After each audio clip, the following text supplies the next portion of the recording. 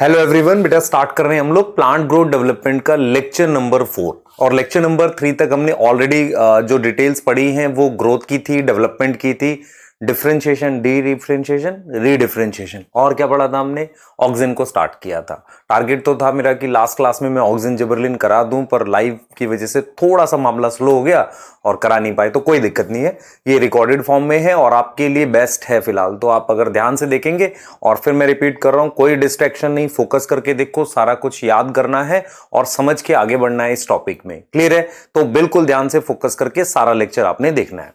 Last lecture में कुछ एक चीजें जो बच्चों को नहीं समझ आई थी उसको डिस्कस कर लेते हैं। एक डाउट मैंने देखा था बच्चे का, उसने बोला कि सर डार्विन को कैसे पता डिफ्यूजिबल है जब पॉइंट ऑफ एक्शन और पॉइंट ऑफ मतलब फॉर्मेशन और एक्शन अलग अलग है, तो चीज को डिफ्यूज होकर ही जाना पड़ेगा। यहां तक समझ में आ रही है? दूसरा बेटा, फर्स्ट डिस्कवर किया है किसने? डार्विन ने।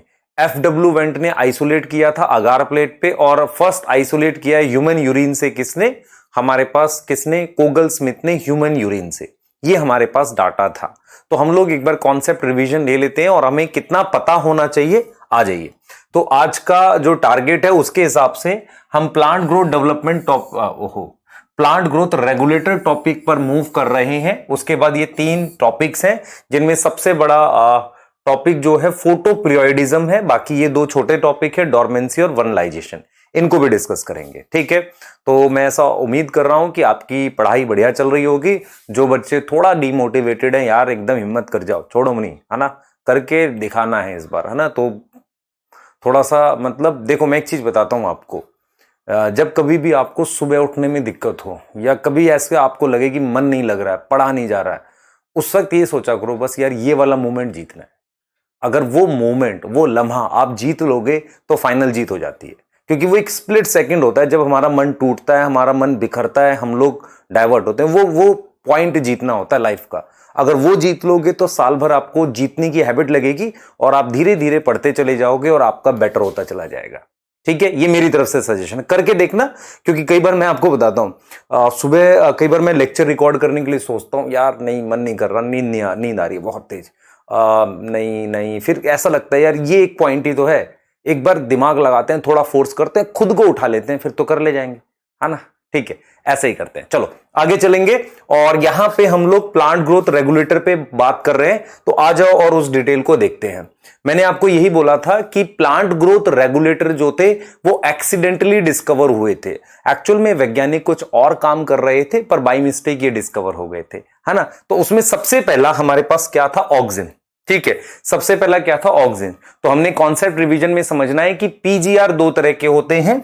एक मेरे पास पीजीपी, प्लांट ग्रोथ प्रमोटर होता है, इसमें ऑक्सिन आता है, साइटोकाइनिन आता है और जीए आता है। जीए मतलब हमारे पास जिबरलिक एसिड।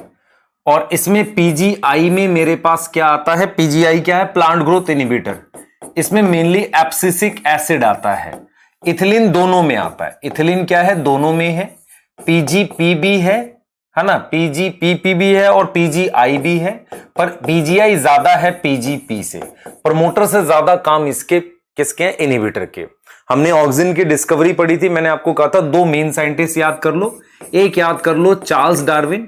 चार्ल्स डार्विन ने कहा था कि यूनिलेटरल इल्यूमिनेशन जब करते हैं लाइट की तो बेंडिंग होती है, और उसके साथ में उसके सन थे फ्रांसिस डार्विन या फ्रांसिस डार्विन, है ना, ये थे। और इन्होंने काम किया था किस पे? कैनरी ग्रास पे। उसके बाद हमारे पास बताओ बरा बेटा, दूसरा कौन थे साइंटिस्ट? FW वेंट ने मतलब सेपरेट किया था ऑक्सिन को किस पे? ओट का प्लांट लिया था, और उन्होंने, ओट का नाम होता अवीना सटाइवा, अवीना सटाइवा को लिया था और उसको अगार प्लेट पे अलग किया था। बायोएस से मैंने आपको टेस्ट बताया था, तो बायोएस से मैंने आपको जो बताया था एक टेस्ट होता है, तो ऑक्सिन का जो टेस्ट है ये पता लगाने का कि भाई ऑक्सिन है, उसका नाम है अवीना कोलियोप्टाइल कर्वेचर टेस्ट। ये मेरे पास ऑक्सिन का टेस्ट है ना, अवीना कोलियोप्टाइल कर्वेचर टेस्ट, ये ऑक्सिन का टेस्ट है। उसके साथ मेरे पास क्या था बेटा? उसके साथ मेरे पास और क्या था? अवीना कोलियोप्टाइल कर्वेचर टेस्ट के अलावा भी कोई टेस्ट था? कोई और टेस्ट था? बताओ जरा। अवीना कोलियोप्टाइल कर्वेचर टेस्ट हमारे पास था। उसके साथ मेरे पास एक और मैं लिख रहा हूं, cress root inhibition test. Although ये नहीं पूछा जाता क्वेश्चन में, मैं इसको डिटेल में एक्सप्लेन कर देता हूं, ठीक है, क्लियर है। प्रिकर्सर मेरे पास एक अमीनो एसिड होता है जिससे ऑक्सिन बनता है, ट्रिप्टोफान होता है, और मैंने आपको इसके एग्जाम्पल दिए थे इंडोल एसिटिक एसिड और इंडोल ब्यूटायरिक एसिड, ये दोनों नेचुरल ऑक्सिन है, ये हमने लास्ट बात की थी। और मेरे पास नेफ्थलीन एसिटिक एसिड और 2,4-D, अगर आप ध्यान से देखो नेफ्थलीन एसिटिक एसिड में इंडोल रिंग नहीं है, तो इसका मतलब ये नहीं होता है कि सारे ऑक्सिन में इंडोल रिंग होती है, मतलब उस तरह की एक्टिविटी वाले केमिकल कंपाउंड को ऑक्सिन कहते हैं जिनका वो पर्टिकुलर फंक्शन है, क्लियर है। तो देख रहे हो 2,4-D, तो ये मेरे पास आर्टिफिशियल ऑक्सिन है जिसे मैं सिंथेटिक ऑक्सिन कहता हूं। आर्टिफिशियल का मतलब है इसे मैंने लैब में बनाया है, मैंने खुद बनाया है, इसलिए सिंथेटिक, मैंने नहीं बनाया भाई, साइंटिस्ट लोगों ने। साइट ऑफ सिंथेसिस मेरे पास shoot apex and root apex, जहां शूट टिप और रूट टिप, वहां पर मेरे पास ऑक्सिन बनता है। ये वो डिटेल है जो आपको हर वक्त याद रखो, बिल्कुल दिमाग में फिट कर लो, ये हमें पता होनी चाहिए थी, ठीक है। यहां तक चढ़ेंगे, जो आपको नहीं पता वो ये है। क्रैश रूट इनहिबिशन टेस्ट को मैं थोड़ा डिटेल में बताना चाह रहा था आपको, पर याद रखो हमने ये डिटेल्स पढ़नी है हार्मोन्स की, है ना, ये डिटेल पढ़नी है। तो एक बायो एसे है ऑक्सिन का जो आपको मैं बताना चाह रहा था, उसके बाद हम ऑक्सिन के रोल पे मूव कर जाएंगे। तो ऑक्सिन का एक बायो एसे जिसका नाम है cress root inhibition test. Cress root inhibition test, ये क्या होता है? सबसे पहले तो समझो क्रैश क्या है। क्रैश तो बेटा एक प्लांट है, क्रैश मेरे पास एक प्लांट होता है, उसका मेरे पास ये सीड है, ये क्रैश एक प्लांट है, उसका मेरे पास ये सीड है, ठीक है। मैंने क्या किया, एक पेट्री प्लेट ले ली, आपको पता है पेट्री प्लेट एक ग्लास की प्लेट होती है, this is petri plate. Petri plate मैंने ऐसे ले ली, उस पेट्री प्लेट को मैंने दो पार्ट में डिवाइड कर दिया। मैंने किस में डिवाइड कर दिया? दो पार्ट में। पेट्री प्लेट एक कांच की ग्लास की प्लेट होती है, और मैंने क्रैश प्लांट के रूट को, सीड को ले लिया।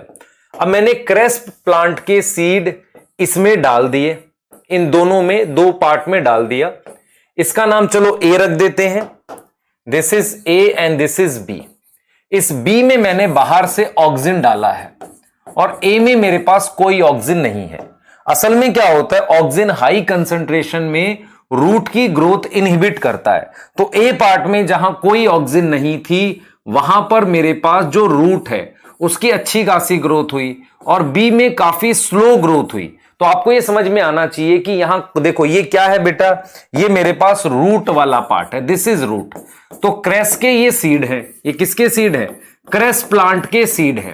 तो क्रैश प्लांट के मैंने सीड लिए थे, उन सीड में यहां रूट की ग्रोथ नॉर्मल है, और यहां ड्यू टू ऑक्सिन, यहां ड्यू टू ऑक्सिन, ध्यान देंगे, यहां ड्यू टू ऑक्सिन मेरे पास क्या हो गया, ऑक्सिन की हाई कंसंट्रेशन थी। हाई कंसंट्रेशन में ये क्या करता है, रूट ग्रोथ इनहिबिट करता है। हाई कंसंट्रेशन लिख रहा हूं मैं, इनहिबिट करता है, ये चीज आपको याद करनी है ना, दिस इज व्हाट आपको दिमाग में रखना है।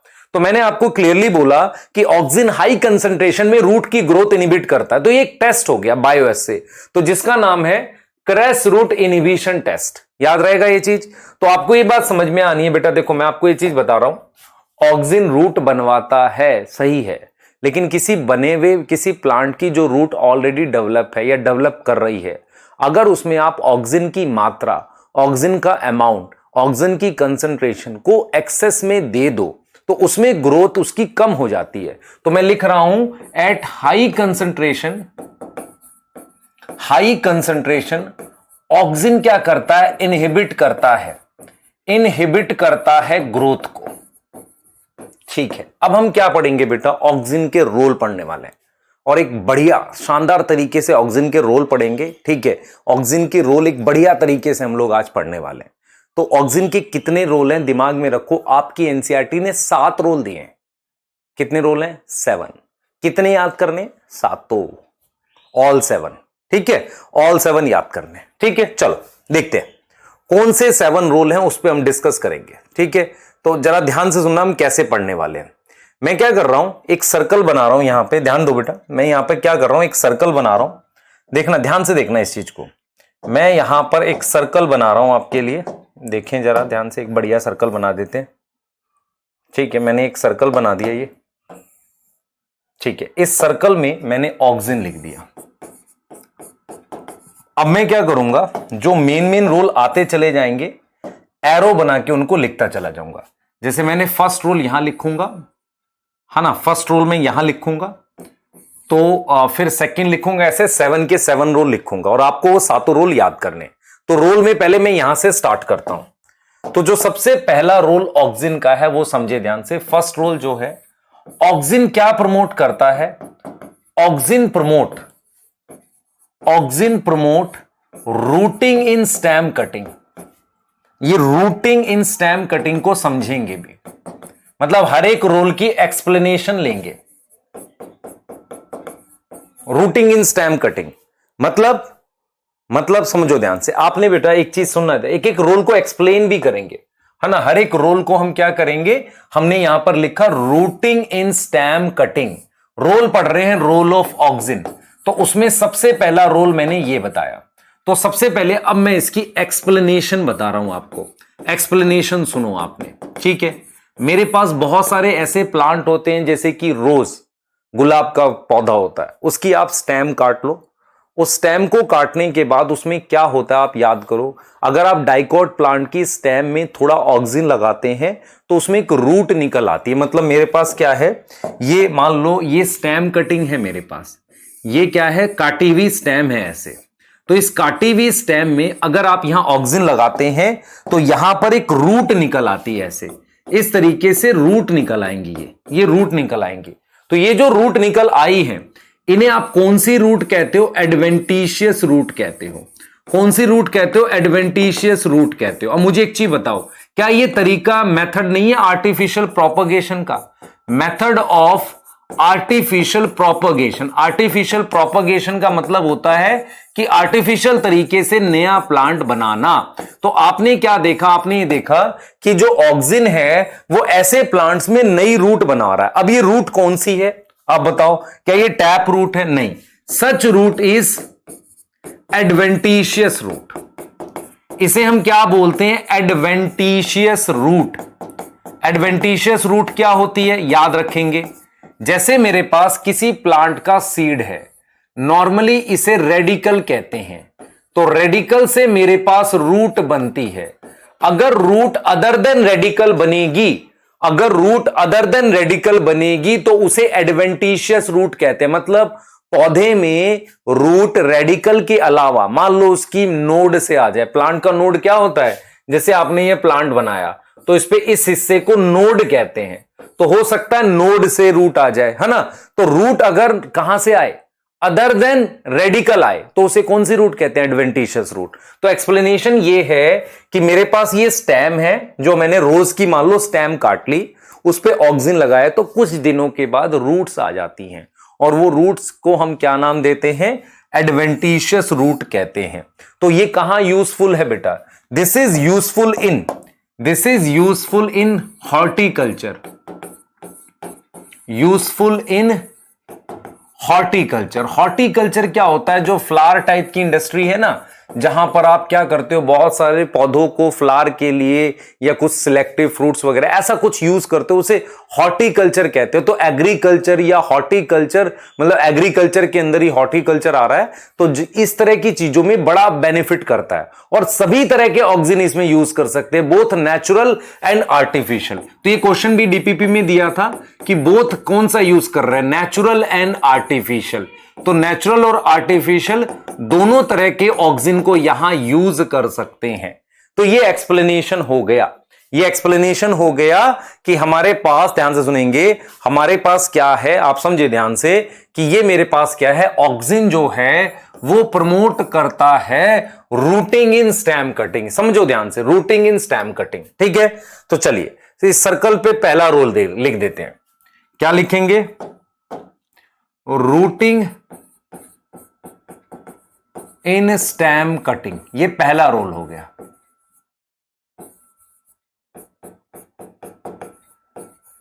Clear? Routing in stem cutting, ये पहला रोल हो गया। आगे आ जाओ, आगे आओ भाई।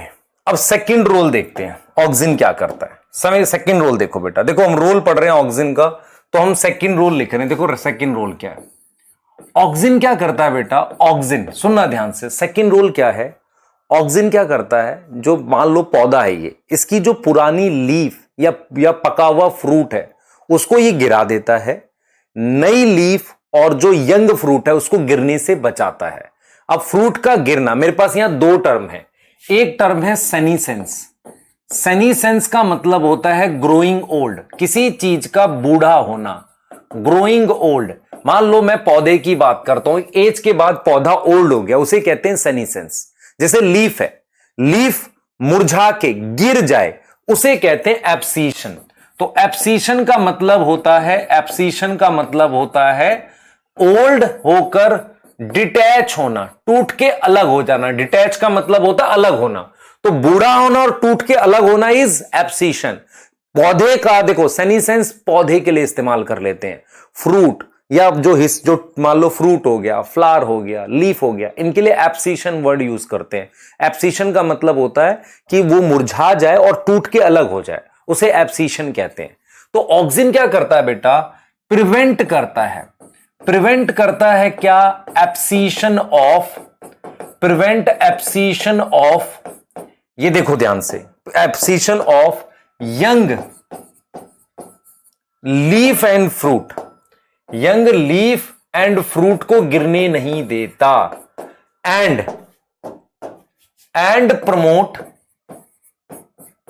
Promote abscission of old leaf and fruit. तो ओल्ड लीफ और फ्रूट को वो गिरा देता है। आप समझे ध्यान से। तो मैंने यहां पर क्या करा बेटा, मैंने यहां पर ये लीफ बना दी, ठीक है, ये लीफ मेरे पास यंग लीफ है और ये मेरे पास ओल्ड लीफ है। This is old leaf, this is young leaf, ये मेरे पास यंग लीफ है और ये ओल्ड लीफ है। आप समझना ध्यान से, क्लियर है। तो ये मेरे पास ओल्ड लीफ है और ये मेरे पास यंग लीफ है, क्लियर है, ठीक है। अब मैं क्या कर रहा हूं आप समझो ध्यान से, ये ओल्ड लीफ है और ये मेरे पास यंग लीफ है। तो ये क्या कर रहा है बेटा, एब्सीशन कर रहा है ओल्ड लीफ एंड फ्रूट का। तो इसका मतलब ये हुआ कि एक्चुअल में क्या होता है, यंग लीफ में ऑक्सिन का लेवल हाई होता है, ऑक्सिन का लेवल हाई होता है। इस लेवल हाई होने से ये यंग लीफ नहीं गिरेगी, नॉट शो एब्सीशन। एब्सीशन होता है मुरझा के गिरना, ये नहीं होगा। लेकिन जो ये ओल्ड लीफ है इसमें ऑक्सिन का लेवल क्या हो जाता है, ऑक्सिन का लेवल लो है। आप समझ रहे हैं, इसी वजह से क्या होगा, एब्सीशन हो जाता है। तो आपको यह समझ में आना चाहिए कि यंग लीफ को बचाता है गिरने से और ओल्ड लीफ को प्रमोट करता है। बढ़िया, समझ आ गया, डन। ये सेकंड रोल है। तो सेकंड रोल हम लोग अगर इस सर्कल पे लिखें तो हम कैसे लिखेंगे, देखो दिस इज सेकंड रोल, क्या लिखेंगे, प्रमोट, पूरा वैसे ही, abscission of old leaf and fruit, ठीक है, प्रिवेंट एब्सीशन, 7 रोल हैं बेटा इसके, of young leaf and fruit, ठीक है, बढ़िया, क्लियर। अब आ जाओ नेक्स्ट रोल देखो फटाफट से बेटा, फटाफट से। ये सेकंड रोल हो गया, थर्ड रोल देख लेते हैं। थर्ड रोल क्या है मेरे पास, ये auxin prevent abscission of young leaf and fruit and promote abscission of old leaf and fruit, है ना, इसकी बात कर रहे हैं। अब देखो मेरे पास थर्ड रोल देखो, ऑक्सिन क्या प्रमोट करता है, auxin promote flowering in pineapple, है ना। कुछ पर्टिकुलर फ्रूट्स में फ्लावरिंग के लिए ऑक्सिन की जरूरत पड़ती है, फ्लावरिंग इन पाइनएप्पल, सारे फ्रूट्स में नहीं बेटा, कुछ पर्टिकुलर फ्रूट्स में जैसे कि पाइनएप्पल, उसमें ऑक्सिन क्या करता है, फ्लावरिंग प्रमोट करता है। तो ये एक तो याद करने वाला डायरेक्ट रोल है। तो ऑक्सिन क्या करता है बेटा, ऑक्सिन क्या करता है, डायरेक्टली प्रमोट करता है क्या, फ्लावरिंग। मैं लिख रहा हूं इसमें, तो ये प्रमोट करता है flowering, promote flowering in pineapple. अभी थर्ड रोल हो गया, फ्लावरिंग इन पाइनएप्पल। तो पाइनएप्पल में ये क्या प्रमोट करता है, फ्लावरिंग प्रमोट करता है। तो ये मेरे पास अब 3 रोल हो गए ऑक्सिन के, 4 और बताने आपको इंपॉर्टेंट रोल, और उसमें सबसे इंपॉर्टेंट रोल्स में सबसे इंपॉर्टेंट हमारे पास है एपिकल डोमिनेंस, है ना। एपिकल डोमिनेंस क्या होता है उसको समझाना पड़ेगा, तो ध्यान से देखना। ऑक्सिन क्या प्रमोट करता है? Auxin promote apical dominance. अब इस बात का समझो, एपिकल डोमिनेंस इस शब्द का क्या मतलब है। आपने कभी कोई नया पौधा अगर देखा हो, समझो इधर ऐसे समझना, आपने कहीं ये नया पौधा, मान लो कोई प्लांट है, उसकी ये लीफ है ऐसे, ध्यान से सुनना, उसकी ये लीफ है ऐसे और ये टिप है, यहां पर ऐसे मेरे पास बड होती है, टिप पर ऐसे लीफ बनती रहती है। होता क्या है कि ये जो पॉइंट है, ये जो पॉइंट मेरे पास है, इस पॉइंट को हम कहते हैं शूट एपेक्स, इसको हम शूट टिप कह रहे हैं।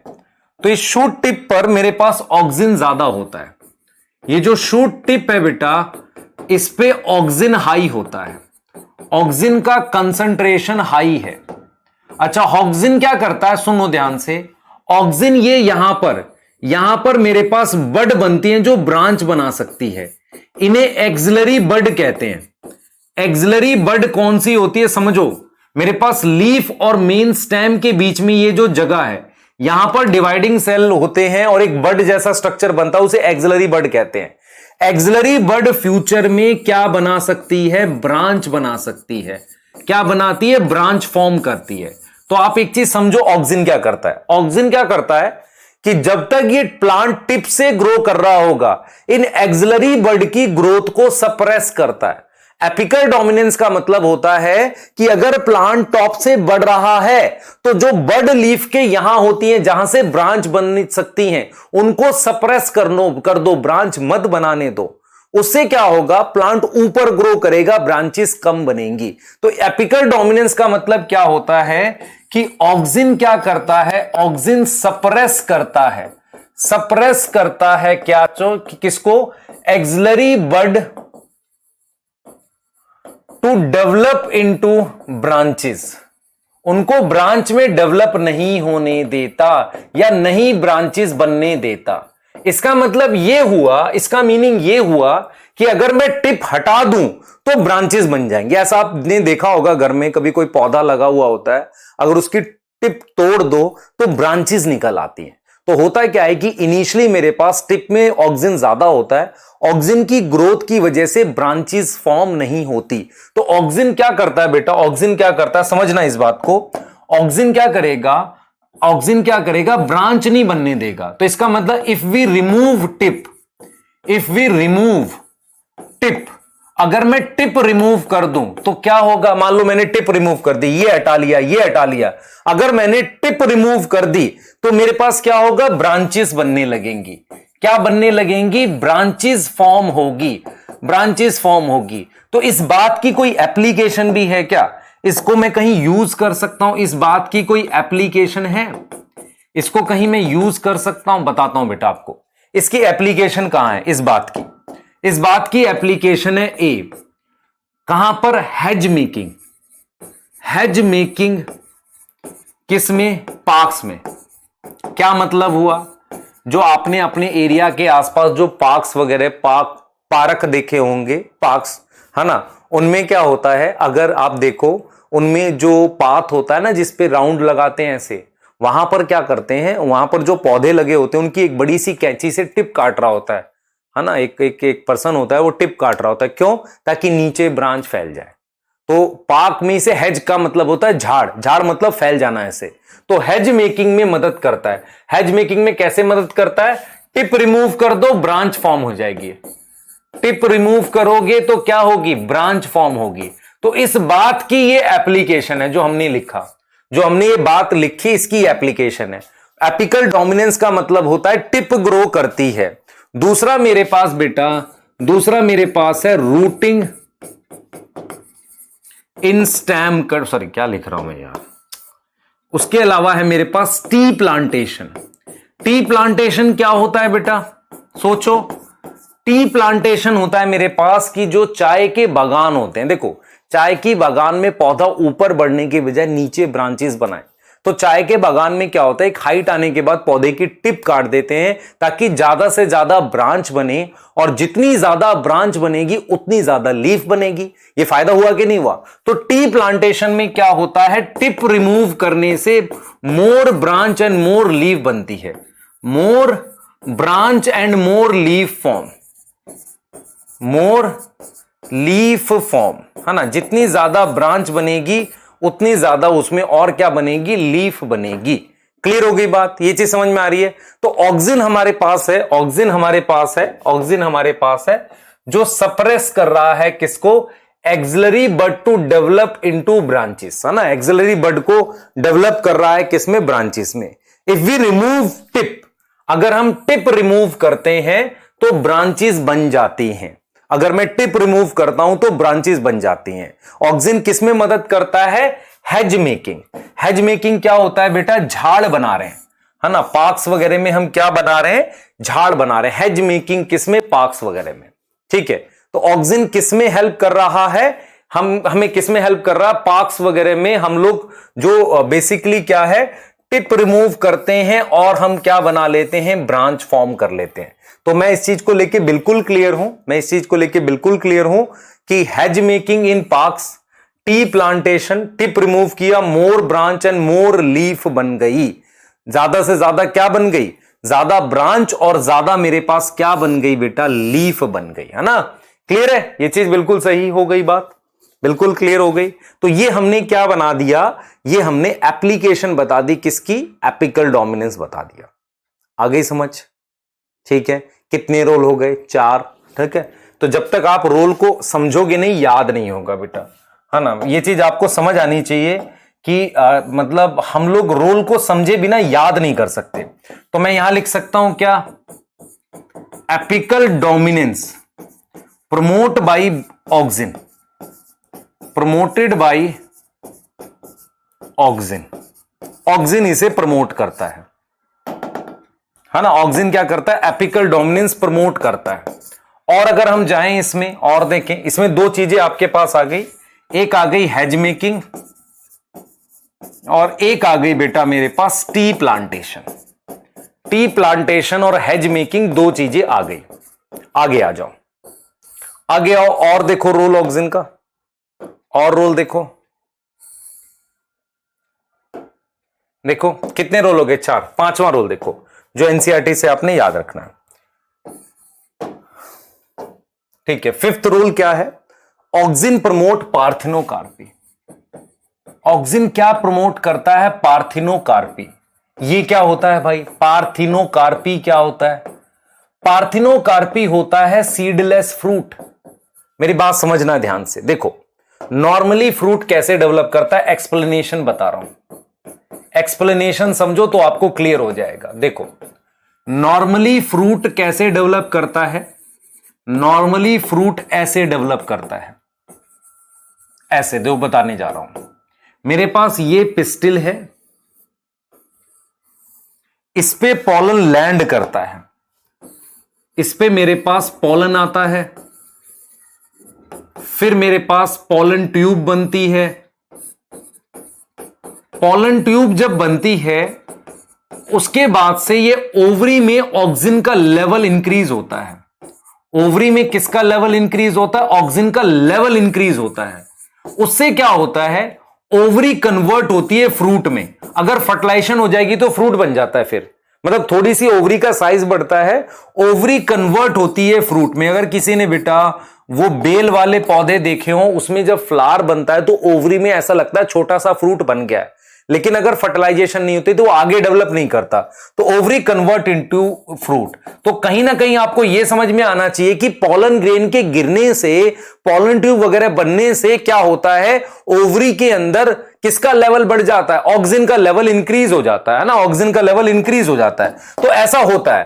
तो आप अगर देखो ध्यान से, कुछ फ्रूट में अगर आप क्या करो, ऑक्सिन का लेवल बढ़ा दो ओवरी में बिना फर्टिलाइजेशन के या बिना पॉलिनेशन के, किसी कारण से उनके अंदर ऑक्सिन का लेवल बढ़ जाए तो उनमें फ्रूट बन जाएगा। तो हम ये लिख रहे हैं कि इन सम प्लांट, अगर if auxin is supplied, auxin is supplied की जगह लिख दो अप्लाइड फ्रॉम आउटसाइड, तो क्या हो सकता है?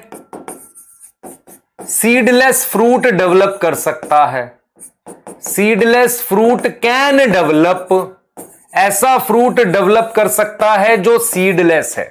तो हमारे पास समझो इस बात को, in some plant if auxin is applied, अगर मैं कुछ प्लांट्स में ऑक्सिन अप्लाई कर दूं तो मेरे पास क्या होगा? ऐसा फ्रूट बन जाएगा जिसमें सीड नहीं है, जिसमें क्या है? सीड नहीं है। और ऑक्सिन क्या प्रमोट करता है? पार्थिनोकार्पी, मतलब सीडलेस फ्रूट फॉर्मेशन। कैसा फ्रूट? जो सीडलेस है। इसका कोई फायदा बताओ? सीडलेस फ्रूट बनाने का कोई फायदा भी है क्या? कोई बेनिफिट है? आप सोचो, बिना सीड के फ्रूट बनाने का क्या फायदा? कौन सी industry? Juice industry. Juice industry को ज्यादा एडवांटेज होती है बिना सीड के फ्रूट के, क्योंकि जूस इंडस्ट्री को सीड निकालने में बहुत मेहनत लगती है। तो सीडलेस फ्रूट कहां एडवांटेज देगा? सीडलेस फ्रूट गिव एडवांटेज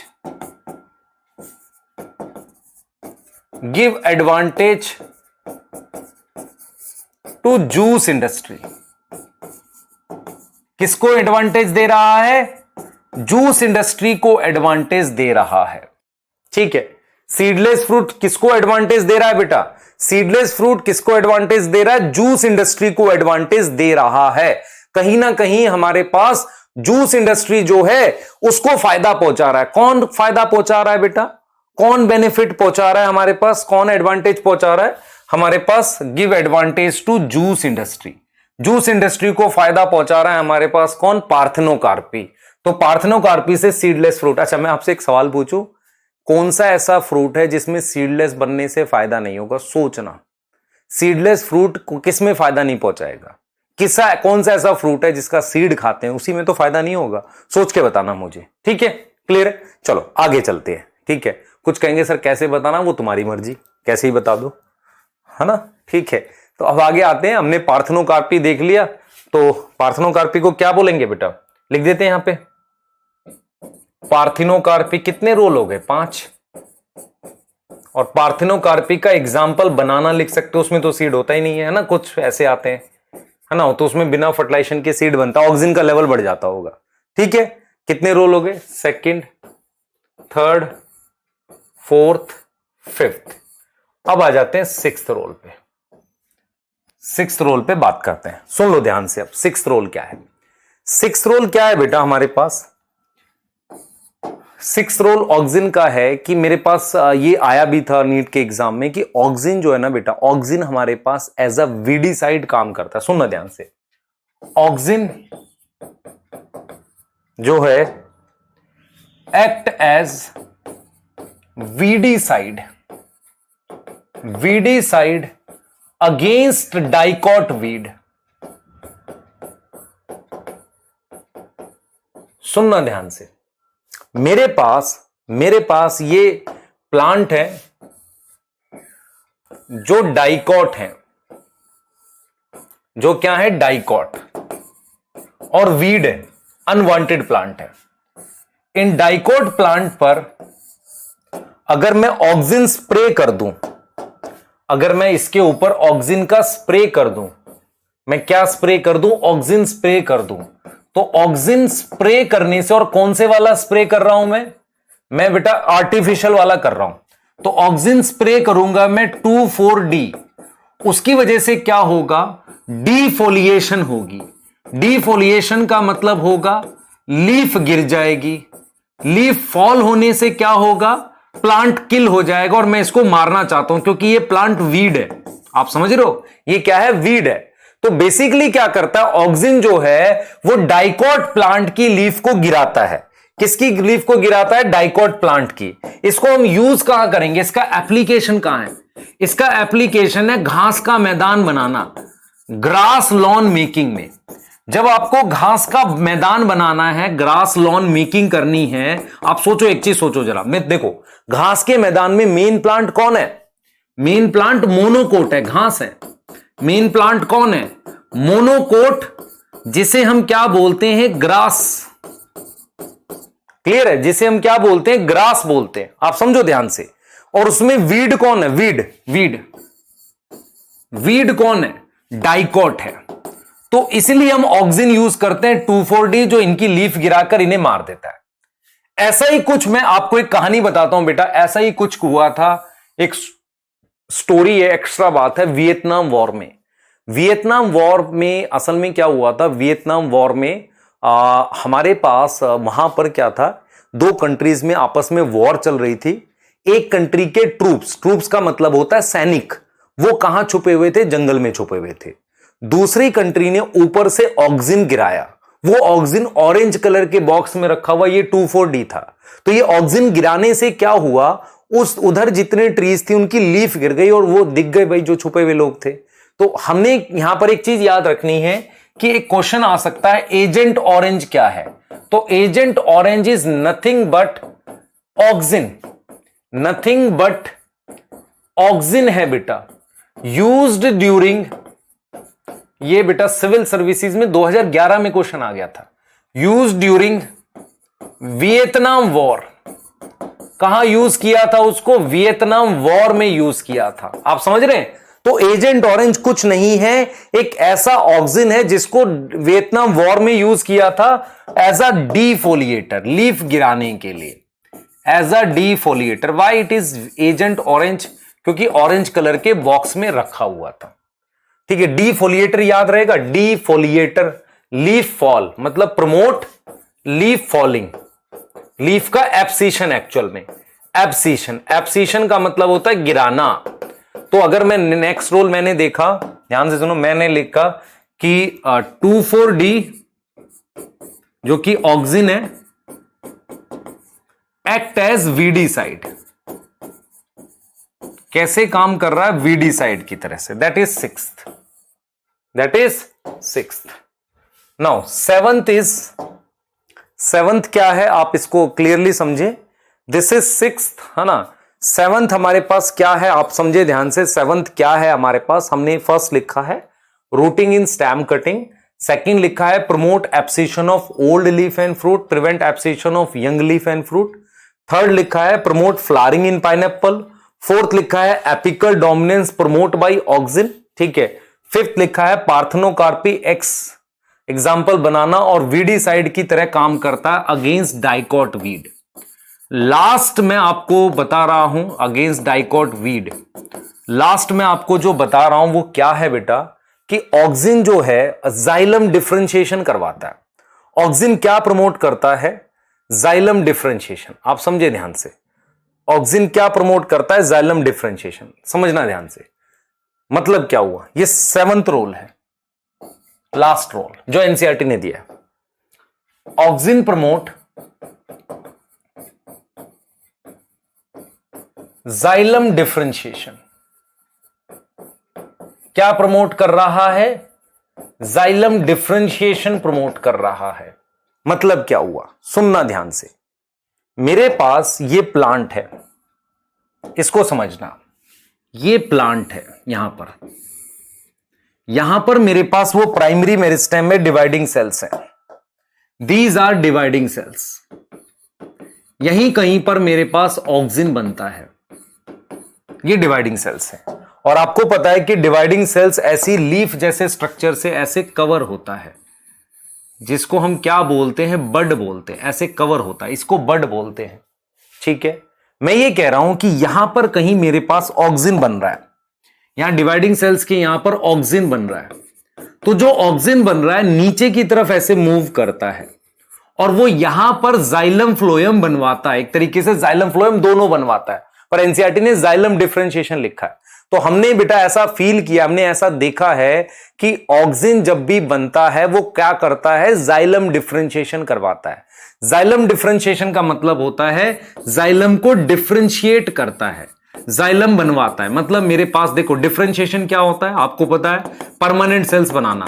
तो यहां पर जो डिवाइडिंग सेल्स थे उनको किसमें कन्वर्ट करता है? जाइलम में। तो जो मेरे पास सेल्स थे, जो मेरे पास डिवाइडिंग सेल्स थे, उनसे जो परमानेंट सेल बनाया, वो परमानेंट सेल क्या है? परमानेंट सेल मेरे पास क्या है? ऑक्सिन है। क्या है? ऑक्सिन है। तो डिवाइडिंग सेल से जो परमानेंट सेल बनाया वो मेरे पास क्या है, ऑक्सिन है, वो मेरे पास क्या है, ऑक्सिन। तो डिवाइडिंग से हमने परमानेंट बना लिया और ये मेरे पास क्या रहेगा, ऑक्सिन। तो ऑक्सिन प्रमोट जाइलम डिफरेंशिएशन, क्या प्रमोट करेगा, xylem differentiation and cell division, ये चीजें प्रमोट करता है, सेल को डिवाइड करवाता है। देखो यहां पर सेल को डिवाइड कराने में मदद करेगा और साथ के साथ जाइलम डिफरेंशिएशन प्रमोट करेगा, ठीक है, जाइलम बनाएगा। तो ये मेरे पास 7th रोल हो गया जो एनसीईआरटी में दे रखा है। तो ऑक्सिन प्रमोट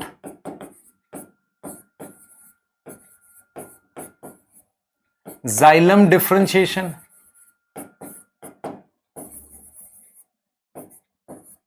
ठीक है, एंड सेल डिवीजन, उसके साथ सेल डिवीजन। इतनी चीज याद रखनी है आपने, 7 रोल हैं बेटा। अब आप इसकी शॉर्ट फॉर्म बनाओ, लॉन्ग फॉर्म बनाओ, वो आपकी मर्जी।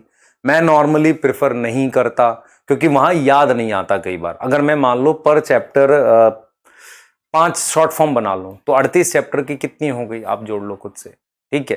तो प्रॉब्लम ये होगी वहां अगर कोई शॉर्ट फॉर्म भूल गए तो आपको कुछ याद नहीं आएगा फिर। तो यहां पर मुझे यही करना है, आपको प्रॉपरली रोल याद करने है समझ के। अगर समझा हुआ रोल रहता है तो याद रहेगा। तो कौन कैसे काम हो रहा है वो आपको उसका बैकग्राउंड भी समझना है। क्लियर है ये चीज, ठीक है, ये चीज ध्यान रखनी है, ठीक है। अब आप देखें ध्यान से, हमने 7 रोल पढ़े हैं। मैं कुछ एक्स्ट्रा रोल भी आपको बताने जा रहा हूं। मैं कुछ एक्स्ट्रा रोल बताऊंगा ऑक्सिन के, पर मैं आपको एक चीज समझाऊंगा कि सेल डिवीजन कैसे होती है और 2 हार्मोन उसमें काम करते हैं, साइटोकाइनिन और ऑक्सिन दोनों काम करते हैं सेल डिवीजन पे। तो मैं इस चीज एक्सप्लेन कर रहा हूं। सबसे पहले मैं एक्स्ट्रा रोल बता रहा हूं ऑक्सिन के, extra role of auxin, auxin के एक्स्ट्रा रोल बता रहा हूं, ठीक है, क्लियर। वो रोल जो एनसीईआरटी में है नहीं है वो चीज। जैसे सबसे पहला रोल आप देखो, सबसे पहला रोल है auxin promote, auxin promote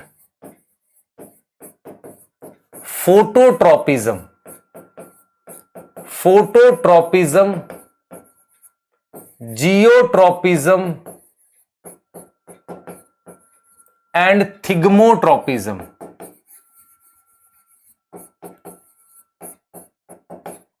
thigmotropism auxin क्या प्रमोट करता है, फोटोट्रोपिज्म। फोटोट्रोपिज्म का मतलब समझो, देखो सबसे पहले तो समझो ट्रॉपिक ग्रोथ क्या होती है। ट्रॉपिक ट्रोपिज्म क्या होता है, अगर स्टिमुलस के रिस्पॉन्स में, कोई भी स्टिमुलस हो सकता है लाइट, तो स्टिमुलस के रिस्पॉन्स में अगर ग्रोथ हो रही हो, ग्रोथ हो रही हो तो उसे क्या बोलते हैं, फोटो, उसे ट्रोपिज्म बोलते हैं। जैसे मान लो मैं बात करता हूं फोटोट्रोपिज्म, तो फोटोट्रोपिज्म में क्या हुआ आप समझना ध्यान से। मैंने मान लो ये प्लांट बना रखा है ऐसे, ये प्लांट है, यहां दोनों तरफ इसके सेल्स हैं ऐसे, आप समझना ध्यान से। व्हाट इज फोटोट्रोपिज्म, जब लाइट पड़ेगी मेरे पास ऐसे, इधर एक साइड में लाइट पड़ेगी ऐसे, तो यहां ऑक्सिन की सिंथेसिस बढ़ जाएगी। तो मेरे पास जब लाइट फॉल होगी तो यहां पर इधर मेरे पास क्या बढ़ जाएगी, ऑक्सिन की सिंथेसिस बढ़ेगी। ऑक्सिन की सिंथेसिस बढ़ने से मेरे पास सेल का साइज इंक्रीज होता है, वो भी हम अभी देखेंगे। तो सेल का साइज जब इंक्रीज हो गया, सेल्स लंबे हो गए इधर वाले और इधर वाले इतने ही बड़े रहे, तो फिर मेरे पास दोनों को साथ रखने के लिए मुझे क्या करना पड़ेगा, इसको बेंड करना पड़ेगा ऐसे, इस वाले को बेंड करना पड़ेगा, तब ये इसके साथ रह सकता है। तो ये लाइट की तरफ बेंड हो गया, इसे हमने फोटोट्रोपिज्म कह दिया, इसे हमने क्या बोल दिया, फोटोट्रोपिज्म। ऐसे ही ग्रेविटी को लेकर होता है। आपके पास ये इस तरीके से मान लो एक पॉट है, गमला है, इसमें प्लांट है, आपने क्या किया, वो प्लांट ऐसे रखा हुआ है ऐसे, इस तरीके से। तो जब आप क्या करोगे, ग्रेविटी की तरफ देखो क्या होता है, मेरे पास जो उसकी रूट है, जो इस प्लांट की रूट है, वो नीचे की तरफ बेंड करेगी। तो रूट अगर नीचे की तरफ बेंड कर रही है, ग्रेविटी की तरफ, बेंड डाउनवर्ड, ऐसे बेंड करेगी। इसको कहते हैं जियोट्रोपिज्म, है ना, ग्रेविटी से जियोट्रोपिज्म। तो रूट ग्रेविटी की तरफ जाती है और जो स्टेम है वो ऊपर की तरफ बेंड करेगी, नेगेटिव जियोट्रोपिक होती है। तो आपको यह समझ में आना चाहिए कि जियोट्रोपिज्म क्या होता है, ग्रेविटी से दूर जाना या ग्रेविटी के तरफ जाना ग्रोथ करके। तो इधर ऑक्सिन ज्यादा कर दो, देखो इधर इस साइड ऑक्सिन ज्यादा कर दो, नीचे बेंड कर गई रूट, यहां ऑक्सिन ज्यादा कर दो, ऊपर बेंड कर गई शूट। तो मेरे पास रूट जो होती है, रूट ग्रेविटी की तरफ जाती है, पॉजिटिव जियोट्रॉपिक होती है, और शूट क्या होती है, शूट मेरे पास नेगेटिव जियोट्रॉपिक होती है, ग्रेविटी से अवे जाती है। तो ये हो गया बेटा, मान लो जियोट्रॉपिज्म। थिग्मोट्रॉपिज्म टच होता है, क्या होता है, टच। ये किसका होता है, टेंड्रिल का। टेंड्रिल आपने शायद नहीं देखा हो, अगर देखा है तो बहुत अच्छी बात है। टेंड्रिल क्या होता है समझना, टेंड्रिल क्या होता है ये देखना बेटा। टेंड्रिल क्या होता है, देखो आपने एक ऐसा स्ट्रक्चर देखा है जिसे टेंड्रिल कहते हैं, जो इस तरीके का होता है, ऐसा। एक्चुअल में वो ऐसे होता है, इस तरीके से। कोई चीज उसके टच में आती है, देखो मान लो कोई चीज उसके कांटेक्ट में आ गई, तो वो ऐसे ग्रोथ करता चला जाता है, इस तरीके से ग्रोथ करके उसके चारों तरफ। देखो मान लो ये ऐसे टच में आ गया, तो अगर मुझे इसको ऐसे घुमाना है तो यहां ग्रोथ ज्यादा करूंगा, फिर मैं इस साइड आ गया, और मैं ऐसे करते करते मैं घुमाता चला जाऊंगा ना इसके चारों तरफ। देखो ये मान लो कोई चीज है, इस पे टेंड्रिल लग गया, ऐसे देखना, ऐसे टेंड्रिल लग गया, यहां ग्रोथ ज्यादा कर दूं, यहां ग्रोथ इस साइड कम है, इस साइड ज्यादा है, तो ये ऐसे घूम जाएगा। तो इसे हमने क्या बोला, इसे थिग्मो, टच के थ्रू हो गया, तो इसको थिग्मोट्रॉपिज्म कहते हैं। ये भी मेरे पास कौन करता है, ऑक्सिन। थिग्मो का मतलब यहां पर मान लो टच हो गया, बाय टच। किसके अंदर हो रहा है, टेंड्रिल के अंदर। तो ये कुछ एक्स्ट्रा रोल मैंने आपको बताए, एक तो ये हो गया, ठीक है, ये हो गया आपका, क्लियर है। उसके बाद बेटा एक्स्ट्रा रोल में एक बहुत इंपॉर्टेंट रोल है जो आपको ध्यान रखना है, that is auxin promote cell elongation. Auxin क्या करता है, प्रमोट करता है सेल इलोंगेशन। ये बहुत इंपॉर्टेंट रोल है और एक तरीके का मेन रोल है। आप समझो ध्यान से, मैं क्या बताऊंगा इसमें। देखो आपको मैं क्या दिखा रहा हूं, ध्यान से देखना, ये बहुत इंपॉर्टेंट बात है बेटा। देखना, मैंने ये एक प्लांट सेल बना लिया, मान लो ऐसे प्लांट सेल है। आपको पता है कि सेल वॉल कुछ नहीं होता, ऐसे धागे होते हैं सेलुलोज के, और जिनके अंदर कुछ केमिकल्स होते हैं आपस में, और ये इस तरीके के धागे होते हैं जिनको मैं सेल वॉल कहता हूं। आपने पढ़ा हुआ, इसे प्राइमरी सेल वॉल कहता हूं। जिन बच्चों को इस बात में दिक्कत होती है उसने ट्रांसपोर्ट नहीं पढ़ा, ट्रांसपोर्ट में भी बताया था, ये प्राइमरी सेल वॉल है, ठीक है। ये सेल है प्लांट का, मान लो, ठीक है। ऑक्सिन क्या करता है, सुनना ध्यान से। ऑक्सिन क्या करता है, ऑक्सिन क्या करेगा बेटा, ऑक्सिन हमारे पास, ऑक्सिन क्या करेगा, स्टार्च से बेसिकली क्या करेगा, ग्लूकोज बढ़ा देता है प्लांट में। ग्लूकोज बढ़ाने से ग्लूकोज इंक्रीज कर देता है, ग्लूकोज इंक्रीज करने से ऑस्मोटिक प्रेशर मेरे पास यहां ज्यादा हो जाता है, ऑस्मोटिक प्रेशर इंक्रीज करता है सेल में। उससे क्या होता है, सेल के अंदर पानी एंटर करता है, H2O एंटर करेगा, और अगर सेल के अंदर ऐसे पानी एंटर करेगा तो सेल का साइज बढ़ेगा, ऐसे सेल का साइज बढ़ गया। उसके साथ ये क्या करता है, ये जो सेलुलोज के धागे हैं उसके साथ वो सेलुलोज के धागों को लूज करता है, सेलुलोज के माइक्रोफिब्रिल को लूज कर देता है बेटा, लूज करता है। आप समझ रहे हो सेल कैसे इलोंगेट होता है, समझना पूरा प्रोसेस है। ऑक्सिन क्या करता है, सबसे पहले यहां न्यूट्रिएंट बढ़ा देता है, उससे यहां क्या हो जाता है, सोल्यूट ज्यादा हो जाता है, पानी बाहर से एंटर करता है, इन धागों को लूज कर देता है, तो इनका साइज बढ़ सकता है, और फिर नए धागे बनाकर, और इसके बीच में नए नए सेल, देखो लूज होके ये ऐसे आ गए, है ना, लूज होके ऐसे आ गए, और फिर इसमें नई वॉल मटेरियल भी बनवा देगा। मान लो नई मेरे पास वॉल मटेरियल भी ऑक्सिन बनवाएगा, कि अब इसके बीच में देखो ये धागे लूज हो गए थोड़े से इससे, तो फिर क्या करेगा, अंदर से नया मटेरियल बनकर बाहर जाएगा, और मेरे पास सेल वॉल फिर से वैसी ही हार्ड हो जाएगी जैसी वो पहले थी।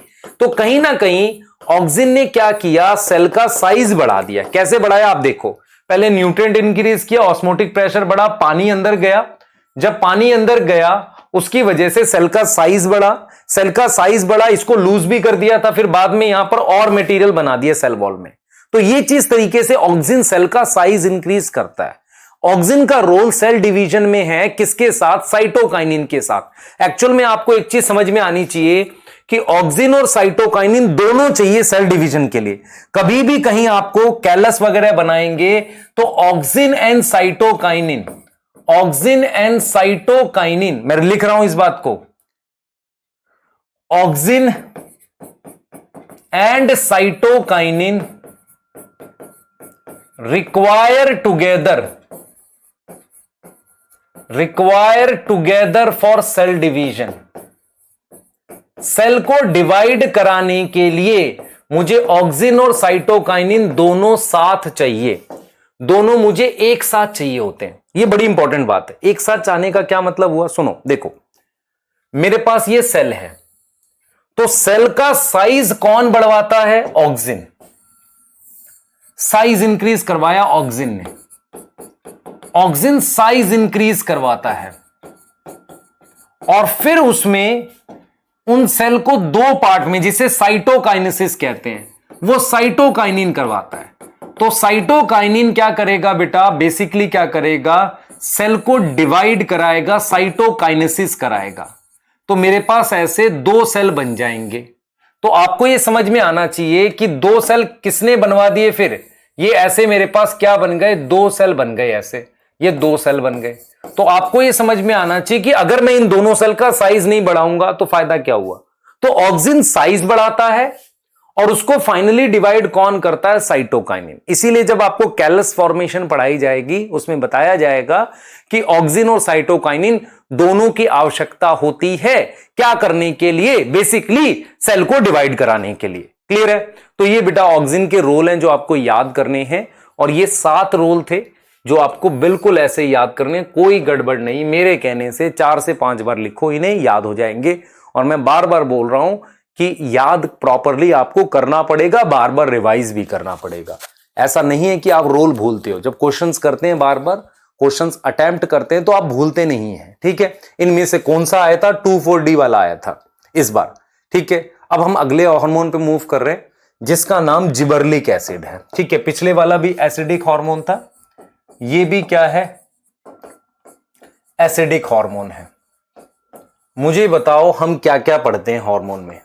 ठीक है। पहले एक बार जरा एनसीईआरटी भी देखनी है मुझे, आ जाओ एनसीईआरटी देख लेते हैं। देखो ऑक्सिन की एनसीईआरटी क्या कहती है, ऑक्सिन की एनसीईआरटी कहती है, ऑक्सिन एक ग्रीक वर्ड है, इसका मतलब है ग्रो। ठीक है। कहां से लिया था, first isolated from human urine. The term auxin is applied to the indole 3 acetic acid. किस पे अप्लाई किया, indole 3 acetic acid, and to the other natural and synthetic compound having certain growth regulating property. तो मतलब उन पर apply किया, एक indole 3 acetic acid पर और उन कंपाउंड पर जो ये काम करते हैं। They are generally produce growing apex, किस पे, स्टेम पे और रूट में, टिप पर बनते हैं। ठीक है। उसके बाद ये अलग जगह पर जाकर अपना काम करते हैं, टिप पर बनते हैं यहां पर, और यहां से नीचे मूव करते हैं। Auxin IAA, indole butyric acid, ये नेचुरल है, प्लांट से मिलते हैं। 2,4-D और नेफ्थलीन एसिटिक एसिड, ये सिंथेटिक है। क्लियर। और इन सबको हॉर्टिकल्चर और एग्रीकल्चर में यूज किया गया, आप समझ रहे हैं इन दोनों को। ठीक है। अब देखो सबसे पहले रोल वाइज चलते हैं। 7 रोल हमने बोले थे। First, initiate routing in stem cutting. कहां यूज करेंगे, प्लांट प्रोपोगेशन में, नया प्लांट बनाने के लिए। ठीक है। दूसरा, प्रमोट फ्लावरिंग इन पाइनएप्पल। ठीक है।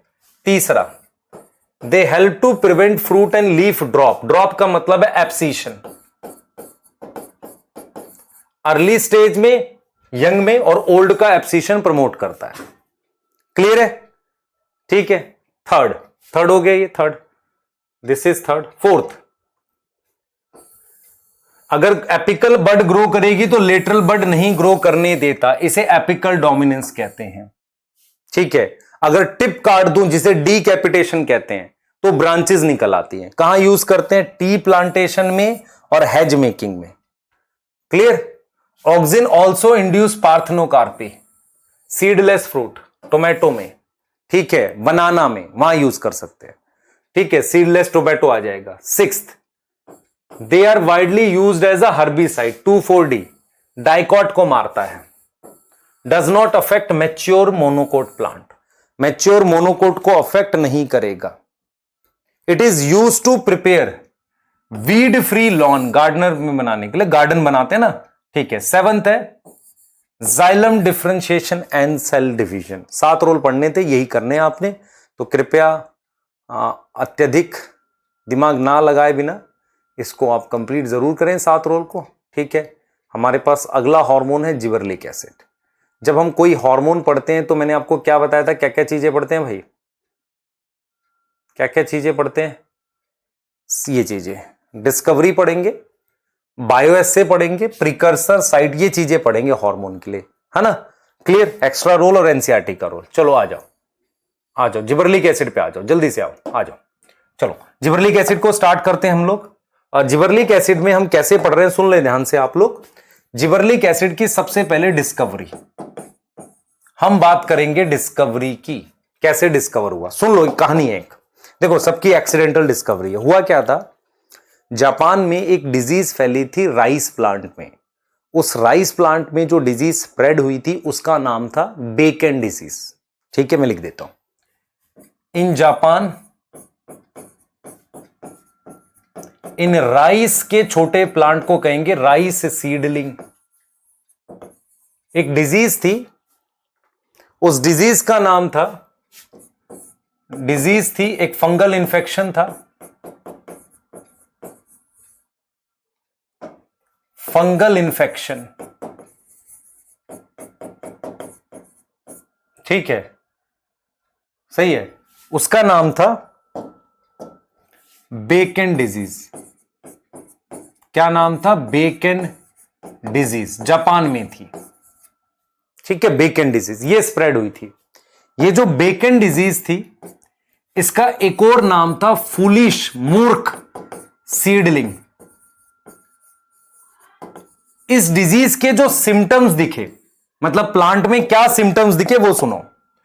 इस डिजीज के जो सिम्टम्स दिखे, जो मेरे पास क्या दिखे, सिम्टम्स दिखे, ध्यान से सुनना, सिम्टम्स दिखे इस डिजीज के। वो सिम्टम्स क्या थे कि प्लांट की जो लंबाई है वो नॉर्मल प्लांट से ज्यादा है। मान लो ये नॉर्मल राइस प्लांट है, ये वाला, ये नॉर्मल राइस प्लांट है, ये इसकी लेंथ है, और ये उसकी है जिसको बेकन डिजीज है। तो सिम्टम में क्या था कि लेंथ ज्यादा थी, लेंथ ज्यादा थी, पेल येलो कलर की, पीले रंग की लीफ होती थी इनमें, पेल येलो कलर की लीफ।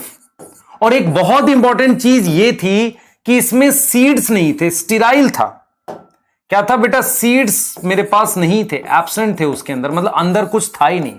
प्लांट लंबा हो गया, कुछ है ही नहीं उसके अंदर, इसलिए इसको फूलिश, मूर्ख कह रहे हैं, है ना, कह रहे हैं ठूठ सा हो गया, कुछ है ही नहीं उसमें। समझ आ रहा है, ऐसा था। तो ये मतलब जो डिजीज थी ये किसकी वजह से हुई थी, एक फंगस की वजह से। किसकी वजह से, due to fungus, due to fungus. और ये फंगस का नाम क्या था, जिबेरेला, जिबेरेला फ्यूजिकुरोई, ये फंगस का नाम था। ठीक है, फंगस का नाम था जिबेरेला फ्यूजिकुरोई। तो आपको ये समझ में आना चाहिए कि भाई जापान में एक साइंटिस्ट थे, उनका नाम मैं लिखने जा रहा हूं, उनका नाम है ई क्यूरोसावा। ई क्यूरोसावा क्या कर रहे थे, डिजीज स्टडी कर रहे थे, स्टडी कर रहे थे डिजीज। और वो जो डिजीज थी वो कौन सी थी, बेकन डिजीज और फुलिश सीडलिंग। अब क्या हुआ समझना, अब क्या हुआ, उन्होंने क्या किया, एक प्लांट लिया, ध्यान सुनेंगे, एक प्लांट लिया जिसमें इन्फेक्शन था। ये इन्फेक्टेड प्लांट से, जिसको डिजीज था, फंगल इन्फेक्शन था, इन्फेक्टेड प्लांट से उन्होंने बेटा एक केमिकल आइसोलेट किया, ऐसे इस तरीके से एक केमिकल आइसोलेट किया। क्या आइसोलेट किया, केमिकल, एक क्या आइसोलेट किया, केमिकल आइसोलेट किया। और जो केमिकल आइसोलेट किया, जो केमिकल आइसोलेट किया, वो केमिकल क्या था, ये सुन लो ध्यान से, मैं रिपीट कर रहा हूं। इन्फेक्टेड प्लांट जो था, इन्फेक्टेड प्लांट जो था, वहां से उन्होंने केमिकल आइसोलेट किया। केमिकल जो आइसोलेट किया वो कैसा केमिकल था, मान लो यहां इंफेक्शन है, वहां से केमिकल आइसोलेट किया जिसे मैं स्टीराइल फिल्ट्रेट कह रहा हूं। मतलब उसमें क्या है, फंगल इंफेक्शन नहीं है। देखो मेरी बात सुनो ध्यान से, कुछ ऐसा समझ लो, मेरी बात समझना। मान लो इस प्लांट में इंफेक्शन है, यहां से मैं क्या करूं, वो केमिकल निकालूं, जहां मान लो यहां इन्फेक्शन है, कुछ केमिकल निकाल लूं जिसमें फंगस ना आए, पर वो जो फंगस ने केमिकल बनाया था वो आ जाए, तो उसे हम कहते हैं स्टीराइल फिल्ट्रेट फ्रॉम फंगस। देखो भाई, फंगस ने क्या किया, इन्फेक्शन किया, तो उसने कुछ केमिकल वगैरह बना के इन्फेक्ट किया होगा, तो मैं वो केमिकल निकाल लूं, फंगस ना आए, उसे मैंने किया स्टीराइल फिल्ट्रेट। और उसको जब हमने नॉर्मल प्लांट पर अप्लाई किया, मैंने किस पे अप्लाई किया, नॉर्मल प्लांट पे। किस पे अप्लाई किया, अप्लाइड ऑन नॉर्मल प्लांट। अगर नॉर्मल प्लांट में अप्लाई किया तो मैंने क्या देखा समझना, मैंने इन्फेक्टेड प्लांट को जिसमें केमिकल आइसोलेट किया, स्टीराइल फिल्ट्रेट, उसको अप्लाइड किया किसमें, नॉर्मल प्लांट पे अप्लाई किया। तो मैंने ये पाया कि जब मैंने उसको नॉर्मल प्लांट पे अप्लाई कर दिया, आप समझो ध्यान से, मैंने उसको नॉर्मल प्लांट पे अप्लाई कर दिया, नॉर्मल प्लांट पे जब उसको अप्लाई कर दिया, मैंने किसको अप्लाई कर दिया, स्टीराइल फिल्ट्रेट को नॉर्मल प्लांट पे अप्लाई कर दिया। 5वीं बार बोल रहा हूं, पता नहीं क्यों, है ना। नॉर्मल प्लांट पे जब अप्लाई कर दिया तो उसमें सेम सिम्टम्स आ गए। इसका मतलब फंगस कुछ केमिकल बना रहा था, है ना, फंगस कुछ केमिकल बना रहा था, ठीक है। मतलब एक इन्फेक्टेड प्लांट था ये, इसमें से केमिकल निकाला, उसमें फंगस नहीं था, उस केमिकल को नॉर्मल प्लांट पे देखा, सेम सिम्टम आ गए, लेंथ बढ़ गई उसकी, ठीक है, पर डिजीज नहीं थी उसको, मतलब ऐसा नहीं था कि इन्फेक्शन था, लेंथ बढ़ गई। हमने देखा यार इस केमिकल में तो कुछ पावर है, ये लेंथ बढ़ा सकता है। तो बाद में पता चला ये केमिकल एक्चुअल में क्या है, this chemical is gibberellic acid, this chemical is gibberellic acid. ये सब काम कब हो रहा था, ये सब काम हो रहा था बेटा 1926 के बाद। अगर आप ई क्यूरोसावा की बात करें तो एनसीईआरटी ने 1926 दिया है, ठीक है, 1926 के आसपास की बात है। जब ये डिस्कवरी चल रही थी, ये सब चल रहा था कहानी, तो फिर सेकेंड वर्ल्ड वॉर स्टार्ट हो गया। तो हुआ यह था कि एक जापानीज साइंटिस्ट थे जिनका नाम यबूता था, उन्होंने खोज लिया, वो केमिकल निकाल भी लिया प्रॉपरली, उन्होंने उसका नाम जिबरलिक एसिड रखा, पर सेकेंड वर्ल्ड वॉर स्टार्ट हो गया। फिर क्या हुआ 1950 में, देखो सेकेंड वर्ल्ड वॉर कब स्टार्ट हुआ था, 1939 से 1945। तो जब सेकेंड वर्ल्ड वॉर खत्म होता है, उसके बाद कुछ साइंटिस्ट ने दोबारा से इस केमिकल पर रिसर्च स्टार्ट करी, और उन्होंने क्या किया, 3 अलग अलग केमिकल मतलब ऐसे बनाए, A1, A2, A3, ठीक है, क्लियर। तो जो A3 था वो इससे मैच कर रहा था, किससे, जो जिबरलिक एसिड यबूता ने सेकेंड वर्ल्ड वॉर से पहले आइसोलेट किया। और फिर हमने कहा कि यार ये तो जिबरलिक एसिड है, तो हमने इसलिए कह दिया फर्स्ट डिस्कवर्ड जिबरलिन GA3 है। कुछ को समझ नहीं आया, सुनो ध्यान से मैं क्या बोल रहा हूं। देखो ई क्यूरोसावा इस पर काम कर रहे थे, उन्होंने मतलब काम किया बेकन डिजीज पे, तो बाई मिस्टेक उन्होंने जिबरलिन डिस्कवर कर लिया। एक फंगस था जो इन्फेक्शन करता था, वो फंगस केमिकल बनाता था जिसका नाम जिबरलिक एसिड था, उसकी वजह से इन्फेक्शन हो रहा था। हमने वो केमिकल निकाल लिया, हमने क्या किया, वो केमिकल आइसोलेट कर लिया। जब हमने वो केमिकल आइसोलेट किया है, हमने जब वो ऐसे केमिकल निकाल के आइसोलेट कर लिया, ठीक है, बहुत बढ़िया, हमने केमिकल निकाल लिया।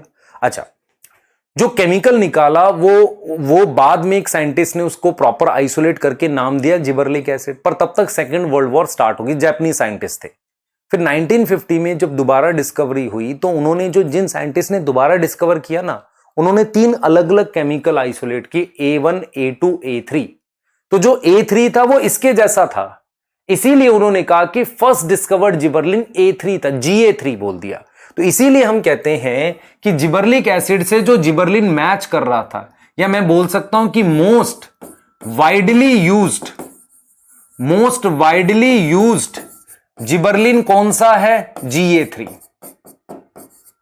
जिबरलिक एसिड कौन सा है बेटा, वो GA3 है। मैं रिपीट कर रहा हूं, पहले जिबरलिक एसिड नाम दिया गया था, बाद में एक्सपेरिमेंट किया गया तो उन केमिकल्स का नाम ऐसे रखा हुआ गया, A1, A2, A3, तो फिर G लगा दिया गया, आगे GA1, GA2, GA3, ऐसे करते करते 105 टाइप के जिबरलिन होते हैं, मतलब बहुत सारे टाइप के जिबरलिन होते हैं। उसमें से फर्स्ट डिस्कवर्ड जिबरलिन मेरे पास क्या है, GA3। तो first discovered gibberellin is GA3। GA3 और इसकी सबसे ज्यादा वाइड एप्लीकेशन है, मतलब वाइडली यूज्ड होता है GA3। ठीक है, क्लियर है। अब जरा मेरी बात सुनो ध्यान से। अब हम क्या बात करते हैं बेटा, इसके बाद हम बात करते हैं किसकी, इसके बाद हम टेस्ट की बात करते हैं ना।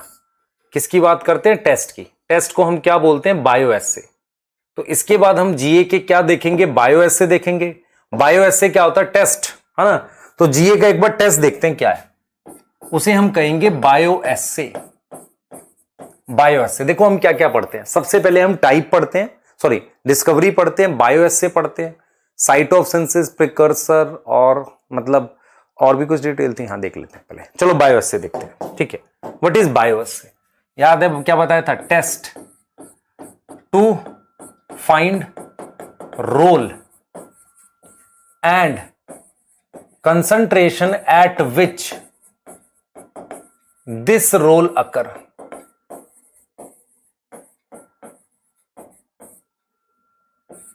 ठीक है, इसको हम क्या बोलते हैं, बायो एसे बोलते हैं। तो बायो एसे क्या है हमारे पास, बायो एसे क्या है बेटा, हमारे पास कंसंट्रेशन एट विच, हमारे पास क्या होगी, concentration at which this role occur. किस कंसंट्रेशन पर ये रोल हो रहा है, ये सोचने वाली बात है।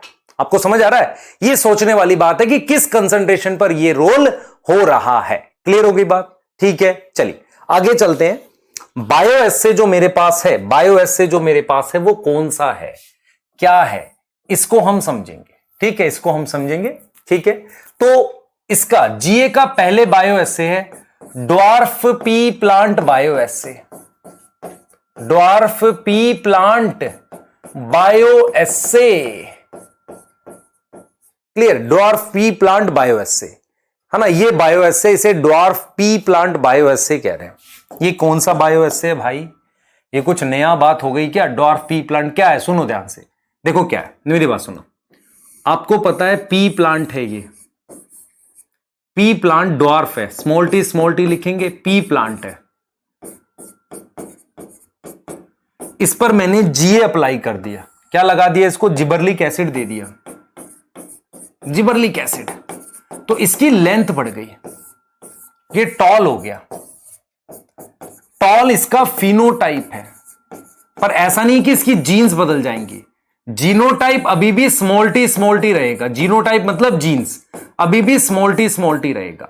तो आपको यह समझ में आना चाहिए कि स्मॉल टी मेरे पास पी प्लांट जो ड्वार्फ है, अगर उस पर मैं जिबरलिन अप्लाई करता हूं तो उसकी लेंथ बढ़ जाती है। उसकी क्या बढ़ जाती है, लेंथ इंक्रीज हो जाती है। उसकी क्या इंक्रीज हो जाती है, लेंथ इंक्रीज हो जाएगी। क्लियर है, लेंथ इंक्रीज हो जाएगी। क्लियर, तो ड्वार्फ मेरे पास क्या है, ड्वार्फ मेरे पास पी प्लांट है, ठीक है, जिसे मैंने जिबरलिक एसिड लिखा, और यहां पर मेरे पास टॉल आ गया जिसे मैंने फिनोटाइप बोला, ठीक है, और जीनोटाइप मेरे पास स्मॉल टी है, और यहां पर मेरे पास क्या है, लेंथ बढ़ गई, लेंथ बढ़ गई। तो एक बायो एसे ये है। दूसरा बायो एसे मैं बता रहा हूं बेटा, अगले पेज पे बताऊंगा तो थोड़ी स्पेस मिल जाएगा। सेकंड टेस्ट क्या है, अच्छा एक चीज और है बेटा, कुछ बुक्स में ऐसे क्वेश्चन है, सुनना ध्यान से, ऐसे क्वेश्चन है कि अगर मैं इस टॉल प्लांट को जो इससे क्रॉस करा के आया है, किससे, ड्वार्फ से, सॉरी इस ड्वार्फ के जिबरलिक लगाने से टॉल बना है, पर है वो स्मॉल टी। इसको अगर मैं ड्वार्फ से क्रॉस कराऊं, ड्वार्फ से क्रॉस कराऊं तो रिजल्ट में क्या आएगा, सारे ड्वार्फ ही आएंगे बेटा, क्योंकि मैंने तो खाली उसको टेम्पररी चेंज कर दिया। मैं से मान लो मैं क्या करूं, आपका मान लो स्किन का कलर ऐसा व्हाइट है, मैंने आपको ऐसे ब्लैक लगा के कर दिया, पर ऐसा थोड़ी कि आप परमानेंट ब्लैक हो गए। अंदर जो जीन है जिसकी वजह से कलर डिसाइड होते हैं वो तो व्हाइट वाले ही है ना, तो वो बाहर ही हुआ था ये, है ना। तो आप करोगे तो सारे ड्वार्फ ही आएंगे। ये चीज ध्यान रखनी कि ऐसा कोई क्वेश्चन आए आपको किसी बुक में, पैकेज में, तो इसको कर लेना। ठीक है, आगे देखो, सेकंड बायो एसे, सेकंड बायो एसे बी। तो जो सेकंड बायो एसे हमारे पास है वो कौन सा है बेटा, वो है बार्ले एंडोस्पर्म बायो एसे। बार्ले क्या होता है, एक मोनोकोट है। मोनोकोट आपको पता होना चाहिए, मोनोकोट में एंडोस्पर्म होता है जिसमें स्टार्च होता है। तो बार्ले क्या होता है, जिससे इथेनॉल भी बनता है बेटा। देखो ये बार्ले का सीड है, मान लो this is seed of barley, ये बार्ले का सीड है। इस बार्ले के सीड में एक टिश्यू है जिसमें स्टार्च है। इसको कह रहे हैं एंडोस्पर्म। इसको क्या कह रहे हैं? एंडोस्पर्म कह रहे हैं। इसमें स्टार्च होता है, इसके बाहर एक लेयर होती है प्रोटीन की जिसमें एंजाइम होता है। ये प्रोटीन की लेयर है, इसको एल्यूरोन लेयर कह रहे हैं। एल्यूरोन लेयर ये आउटसाइड एंडोस्पर्म होती है, ये प्रोटीन की बनी हुई है। किसकी है? प्रोटीनेशियस है, प्रोटीन की बनी हुई है। तो ये जो प्रोटीन की बनी हुई लेयर है जो एंडोस्पर्म के बाहर है, प्रोटीन की बनी हुई लेयर है। इस प्रोटीन की बनी हुई लेयर में ध्यान से सुनेंगे, इस प्रोटीन की बनी हुई लेयर से मेरे पास क्या होगा? समझो ध्यान से। मेरे पास क्या होता है? इसमें एंजाइम होते हैं, इसमें एंजाइम होता है अमाइलेज। जो मैं बताऊंगा उसको बहुत ध्यान से सुनना। मेरे पास एक सीड है, ये बार्ले का सीड है। बार्ले मोनोकोट होता है जिसके एंडोस्पर्म में स्टार्च होता है। इसके बाहर एक लेयर है एल्यूरोन की लेयर। इस एल्यूरोन की लेयर में बेसिकली क्या होते हैं? एमाइलेज नाम के एंजाइम होते हैं। मैं ये समझता हूं कि बार्ले जो होता है, इसके ये जो एल्यूरोन की लेयर है ये स्टार्च को डाइजेस्ट करती है। जब मैं क्या करते हैं बेटा, when we keep barley seed in water, barley seed को किसमें सोक करता हूं? Is soak into water. Soak का मतलब डुबाना, पानी में डुबाता हूं तो एल्यूरोन लेयर एक्टिव हो जाती है। एल्यूरोन लेयर के एंजाइम क्या हो जाएंगे? एक्टिव हो जाएंगे। क्लियर? एक्टिव हो जाएंगे। आप समझो ध्यान से, आपको यह बात समझ आनी चाहिए कि एल्यूरोन लेयर के एंजाइम आपके पास क्या हो जाएंगे? एक्टिव हो जाएंगे। और वो स्टार्च को डाइजेस्ट करके क्या बना देंगे? स्टार्च को डाइजेस्ट करके ग्लूकोज बना देंगे। मैं रिपीट करूंगा, सुन लो ध्यान से। बार्ले एक मोनोकोट, जैसे गेहूं का सीड होता है, आपका मक्के का सीड होता है, वैसा एक सीड है। उसके अंदर ज्यादा हिस्सा स्टार्च का होता है और उसके बाहर एक लेयर होती है एल्यूरोन की, जो प्रोटीन की लेयर है। ये जो प्रोटीन की लेयर है, इस लेयर के अंदर एंजाइम होता है जो प्रोटीन का बना हुआ है। ये जो एंजाइम है वो एमाइलेज, ध्यान सुनेंगे, एमाइलेज है मेरे पास। समझो इस बात को। When we keep barley seed soak in water, अगर मैं बार्ले के बीज को पानी में भिगो देता हूं तो एल्यूरोन लेयर एंजाइम एक्टिव हो जाते हैं, स्टार्च डाइजेस्ट हो जाता है किसमें? ग्लूकोज में। तो आपको ये टेस्ट कैसे करना होता है, सुन लो ध्यान से। मेरे पास ये मान लो मैंने इसमें बार्ले के सीड ले रखे हैं। अगर बार्ले के सीड लिए हुए, मैंने इसमें पानी तो डाला हुआ है, पानी के साथ में अगर थोड़ा सा जीए डाल दूं तो जीए डालने से ये प्रोसेस थोड़ा फास्ट हो जाता है, जो मैंने ये लिखा। तो मेरे पास क्या आ जाएगा? मेरे पास क्या आ जाएगा इसमें बेटा? मेरे पास यहां पर ये जो सीड है इनके अंदर ग्लूकोज फॉर्म हो जाएगा। ग्लूकोज एक रिड्यूसिंग शुगर होती है जिसको मैं टेस्ट कर सकता हूं। तो आपको ये समझ में आना चाहिए कि जीए क्या करता है? GA promote digestion of starch barley seed में। तो ये इसका क्या हो गया? एक बायोएस है। ये रोल भी है एक्चुअल में। क्या है आगे मैं दिखाऊंगा कि इथेनॉल बनाने के लिए, हमने फर्मेंटेशन पढ़ा ना, इथेनॉल बनाने के लिए मुझे ग्लूकोज चाहिए। तो बार्ले जौ होती है, उसके बीज से हम इथेनॉल, अल्कोहल कैसे बनाते हैं? बार्ले का बीज लेते हैं, उस सीड को पानी में भिगो के पीस देते हैं और साथ में थोड़ा सा जीए डाल देते हैं। जीए की वजह से एल्यूरोन लेयर का जो एंजाइम है एमाइलेज जल्दी एक्टिव होकर स्टार्च को ग्लूकोज में कन्वर्ट कर देता है। फिर ईस्ट क्या करता है? ग्लूकोज से फर्मेंटेशन करके इथेनॉल बना देता है। तो बार्ले से इथेनॉल बनाने के लिए मैं जीए ऐड कर सकता हूं, क्योंकि वो माल्टिंग, क्योंकि स्टार्च पहले माल्टोज में टूटता है। स्टार्च क्या है बेटा? ग्लूकोज का पॉलीमर है। तो जब दो ग्लूकोज आपस में जुड़े होते हैं उसे माल्टोज कहते हैं, और माल्टोज से फिर ग्लूकोज बन सकता है। तो ये काम आपको समझ में आना चाहिए। तो बार्ले एंडोस्पर्म बायोएस से कहता है कि बार्ले के बीज को जीए में डुबाने के बाद मेरे पास ग्लूकोज मिलती है जो एक रिड्यूसिंग शुगर है। याद रहेगा? तो इसे हमने क्या नाम दे दिया? बार्ले एंडोस्पर्म बायोएस से। क्या नाम दिया बेटा? बार्ले एंडोस्पर्म बायोएस से का नाम दिया है। क्लियर? बहुत बढ़िया। अब ये देखो, ध्यान दो बेटा, हमने जिबरलिक एसिड की बात कर ली, हम यहां पे बायोएस से लिख रहे हैं। और मैंने यहां पर लिखा है बार्ले एंडोस्पर्म बायोएसे। ठीक है, इसकी मैंने बात कर ली। क्लियर है? ठीक है, तो test to find role and concentration at which this role occur, इसे मैंने क्या बोला है? ड्वार्फ पी प्लांट बायोएसे बोला है। ठीक, क्लियर। एक तो ये बायोएसे हो गया, दूसरा तो आपको डिस्कवरी पता हो गई, आपको इसका क्या पता हो गया? बायोएसे। बायोएसे टेस्ट होते हैं, तो दो टेस्ट हैं, एक पी प्लांट की लेंथ बढ़ा दी, दूसरा बार्ले एंडोस्पर्म में ग्लूकोज बना दिया, मतलब एलिरॉन की लेयर को एक्टिव कर दिया। किसने किया? जीए ने। अब आ जाओ, साइट ऑफ सिंथेसिस कहां बनता है? ये कहां बनता है भाई? साइट ऑफ सिंथेसिस की बात कर रहे हैं, कहां बनता है? समझना ध्यान से, साइट ऑफ सिंथेसिस कहां बनेगा? सुन लो ध्यान से। एनसीईआरटी ने लिखा है synthesise in higher plant and higher plant, और कहां बनेगा? एंड सुन लो ध्यान से, फंजाई, ये दो जगह बनेगा। प्लांट में कहां बनता है? एक बनता है इसमें सीड में, एक बनता है जो स्टेम होती है ना, स्टेम में मेरे पास जहां नोड होती है वहां पर। अभी आपको दिखाऊंगा, ये जगह है उसके बनने की। किसके? जीए की। साइट हो गई। फोर्थ चीज है बेटा प्रीकर्सर।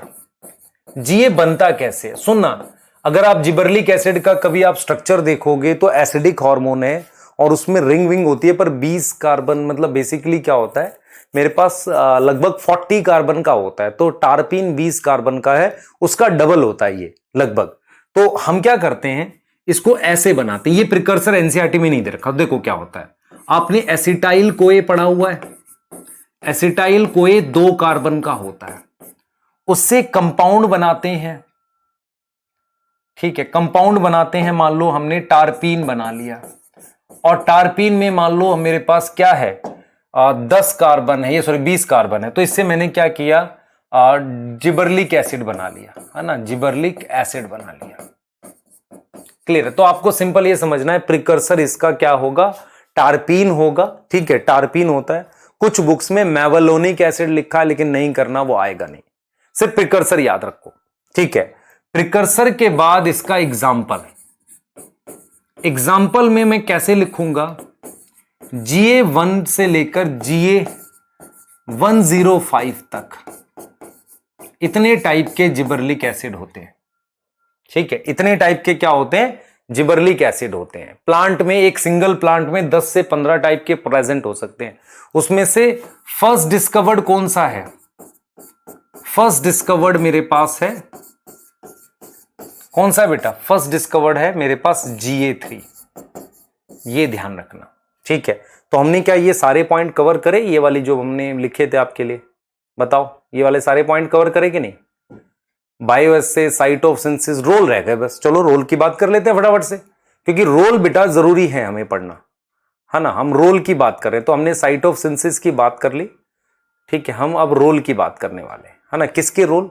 जिबरलिक एसिड के। रोल बनाने के लिए सेम सर्कल बना लेते हैं एक।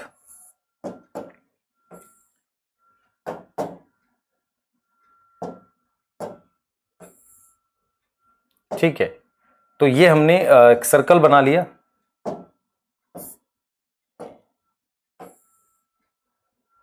इस पे हम लिख देते हैं जिबरलिक एसिड, और इसके भी 7 रोल हैं बेटा, इसके भी 7 रोल है। ये बढ़िया कोइंसिडेंस है कि इसके भी हमारे पास 7 रोल है, और उसको हम देखने वाले हैं एक एक रोल को। ठीक है, सबसे पहले हम रोल देखते हुए चलेंगे, और जो भी चीज होगी वो यहां ऐड करेंगे, और आपको ये 7 रोल पढ़ने हैं बढ़िया से। ठीक है, तो रोल पढ़ रहे हैं, role of gibberellic acid.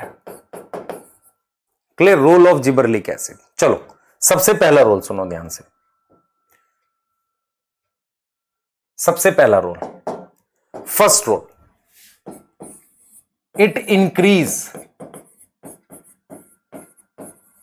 Length of stalk और स्टेम एक्सिस टाइप की लेंथ बढ़ाता है। मेरी बात सुनना ध्यान से सुनना।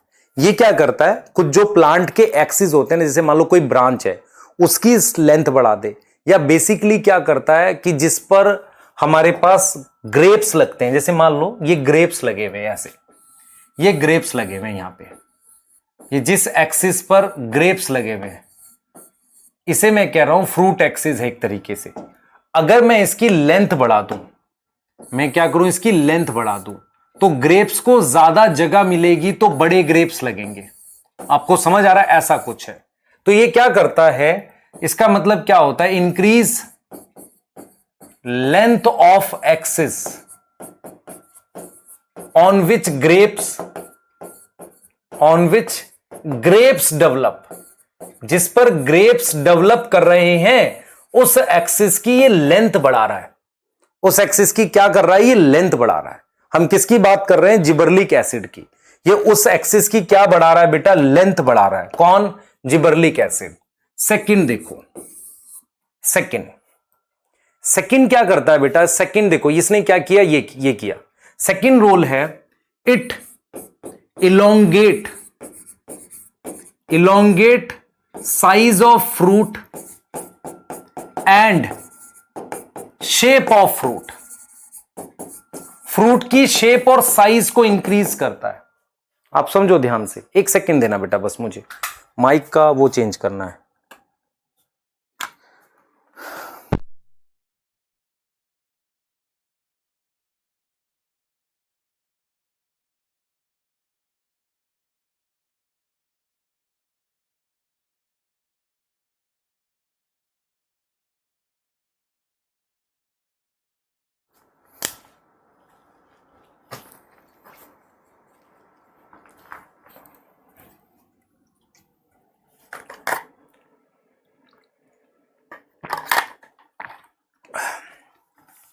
बेटा एक गिलास थोड़ा सा पानी पीना था और वो सेल चेंज करने थे, सॉरी। देखो ये क्या कर रहा है, फ्रूट जो होता है, आप समझना ध्यान से, साइज ऑफ फ्रूट और उसकी शेप ऑफ फ्रूट को इंप्रूव करता है या बढ़ाता है। देखो मैं यहां पर क्या लिख रहा हूं, जैसे एप्पल है मेरे पास, तो एप्पल का साइज बढ़ा देगा, है ना, उसका एप्पल का थोड़ा साइज बढ़ा देगा और उसकी शेप बेटर कर देगा। आप समझ रहे हो, सेम चीज किस पे करेगा, एप्पल और पियर के लिए। किसके लिए कर रहा है ये, एप्पल एंड पियर का साइज बढ़ा देता है, साइज इंक्रीज करता है और शेप इंप्रूव करता है। अब इससे उसकी बेटर प्राइस मिलेगी कि नहीं, खुद बताओ। तो एग्रीकल्चर में बड़ा इसका रोल है जिबरलिक एसिड का। आप समझ रहे हैं, ग्रेप्स का एक्सिस बढ़ा देगा, एप्पल के में और पियर का शेप और साइज इंप्रूव करेगा। तो रोल लिख देते हैं यहां पे एक बार, ठीक है। फर्स्ट क्या है, increase length of stalk of grapes, ये करेगा। दूसरा, इंक्रीज लेंथ ऑफ स्टॉक, दूसरा improve size and shape of apple and pear. Apple और पियर का क्या इंक्रीज कर रहा है, इंप्रूव कर रहा है, शेप और साइज। शेप और साइज एप्पल और पियर का क्या कर रहा है, इंप्रूव कर रहा है। नेक्स्ट क्या है बेटा, ध्यान से सुनेंगे। नेक्स्ट क्या है, ध्यान सुने बेटा। नेक्स्ट क्या है हमारे पास, improve size and shape of apple and pear. Next हम लोग थर्ड रोल देखते हैं। थर्ड देखो बेटा, थर्ड हमारे पास है जो मैं यहां देख रहा हूं, ध्यान से देखेंगे, एक सेकेंड बस, आ जाओ थर्ड पे आ जाओ। देखो थर्ड रोल क्या कर रहा है, जो बहुत इंपॉर्टेंट है। ये क्या करता है बेटा, जो फ्रूट के पकने का समय ट्री पर वो बढ़ा देता है। मेरी बात सुनो, मैं आपसे एक सवाल पूछता हूं, अगर टोमेटो या कोई फ्रूट जल्दी पकता है तो उससे फार्मर को फायदा होगा या नुकसान होगा। जल्दी पकने का मतलब फ्रूट जल्दी जल्दी पक रहा है। बहुत से बच्चे समझते हैं फायदा होता है, नहीं, नुकसान होता है। कभी भी आप ये ध्यान करना कि जब मई जून आता है, जिस वक्त काफ़ी गर्मी होती है, उसकी वजह से टमाटर की राइपनिंग फास्ट होती है। तो मार्केट में टमाटर का प्राइस 10 रुपए केजी तक आ जाता है। आप में से बहुत सारे लोगों को लगता होगा यार ये तो अच्छी बात है। नहीं बेटा, नुकसान हो गया। अगर मार्केट में 10 रुपए है तो वो मंडी में 6 रुपए होगा, तो फार्मर उसे 3-4 रुपए किलो तो मंडी में बेच के जा रहा होगा, 3-4 रुपए या 2 रुपए किलो। तो आप सोचो उसको कितना खर्चा उसका निकलेगा। तो मेरा ये पॉइंट है कि अगर फ्रूट धीरे धीरे पके, अगर फ्रूट का टाइम पीरियड पेड़ के ऊपर बढ़ेगा तो फार्मर को फायदा होगा।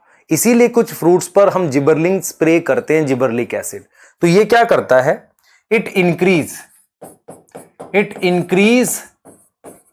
Ripening period of fruits on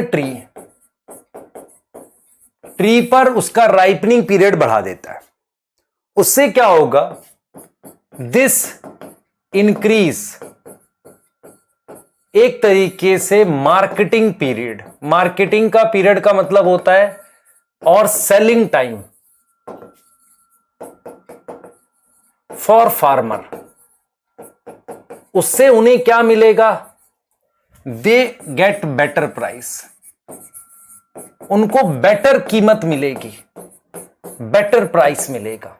आपको समझ आ रहा है, उनको एक अच्छी कीमत मिलेगी फ्रूट की, क्लियर है, बेटर प्राइस मिलेगा। आप समझो इस बात को, ठीक है। अब जरा देखो फोर्थ देखो, it increase ripening period of fruits on tree, this increase marketing selling time बढ़ा दिया, अच्छी कीमत मिलेगी। अच्छा, एक चीज और बताता हूं यहां पे, बहुत इंपॉर्टेंट है। GA promote malting. जीए क्या प्रमोट करता है बेटा, माल्टिंग प्रमोट करता है। ये माल्टिंग क्या होता है मैंने अभी बताया था आपको, और ये किस इंडस्ट्री में हेल्पफुल होगा वो सुनना। देखो जीए क्या करेगा, मेरे पास ये बार्ले का सीड है, अगर बार्ले के सीड को अगर मैं सोक करता हूं, डुबाता हूं पानी में, सोक बेटा, सोक डुबाना, पानी प्लस जीए, तो उसमें क्या होता है, एलिरॉन लेयर एक्टिव हो जाती है, अमाइलेज एक्टिव होता है। अमाइलेज एक्टिव होने से स्टार्च गिव माल्टोज, माल्टोज बनने को कहते हैं malting, and maltose give glucose, और ग्लूकोज की फर्मेंटेशन करके आप इथेनॉल बना सकते हो। क्या बना सकते हो, इथेनॉल। तो आपको यह समझना चाहिए कि जीए उस इंडस्ट्री में हेल्प कर रहा है जिसे इथेनॉल इंडस्ट्री कह रहे हैं। तो यूजफुल इन ब्रीविंग इंडस्ट्री। ये ब्रीविंग क्या है बेटा, ब्रीवरी कहते हैं, बड़ी बड़ी जो आपके पास इथेनॉल की जो कंटेनर होते हैं जिसमें इथेनॉल को कल्चर करते हैं, बनाते हैं, ब्रीवरी, या सॉरी एरिया, मतलब पूरे फैक्ट्री को ब्रीवरी कहते हैं, और इस इंडस्ट्री को ब्रीविंग इंडस्ट्री कहते हैं। तो useful in briefing industry, ethanol बनाने वाली इंडस्ट्री। ब्रीविंग इंडस्ट्री क्या है, ethanol forming industry, ethanol forming industry, उसमें मदद मिलेगी, उसमें काफी मदद मिलेगी। आगे आ जाओ, आगे सुनो। तो मेरे पास 4 रोल और हो गए, मैंने यहां लिख दिया, 3 हो गए थे, 2 हो गए थे। तो ये क्या करेगा, इंक्रीज राइपनिंग पीरियड, किस पर, ऑन ट्री पर राइपनिंग पीरियड बढ़ाएगा, मतलब क्लियर है, ठीक। आ जाओ आगे, ठीक है। और क्या कर रहा है बेटा, प्रमोट माल्टिंग, प्रमोट कर रहा है माल्टिंग। अब मैं आपको एक चीज बताता हूं, मेरे पास एक प्लांट होते हैं जिनको मैं कोनीफर्स कहता हूं, ठीक है। मेरे पास एक प्लांट होते हैं, 1 मिनट देना मुझे, जिनको मैं कोनीफर्स कहता हूं, समझना बेटा ध्यान से।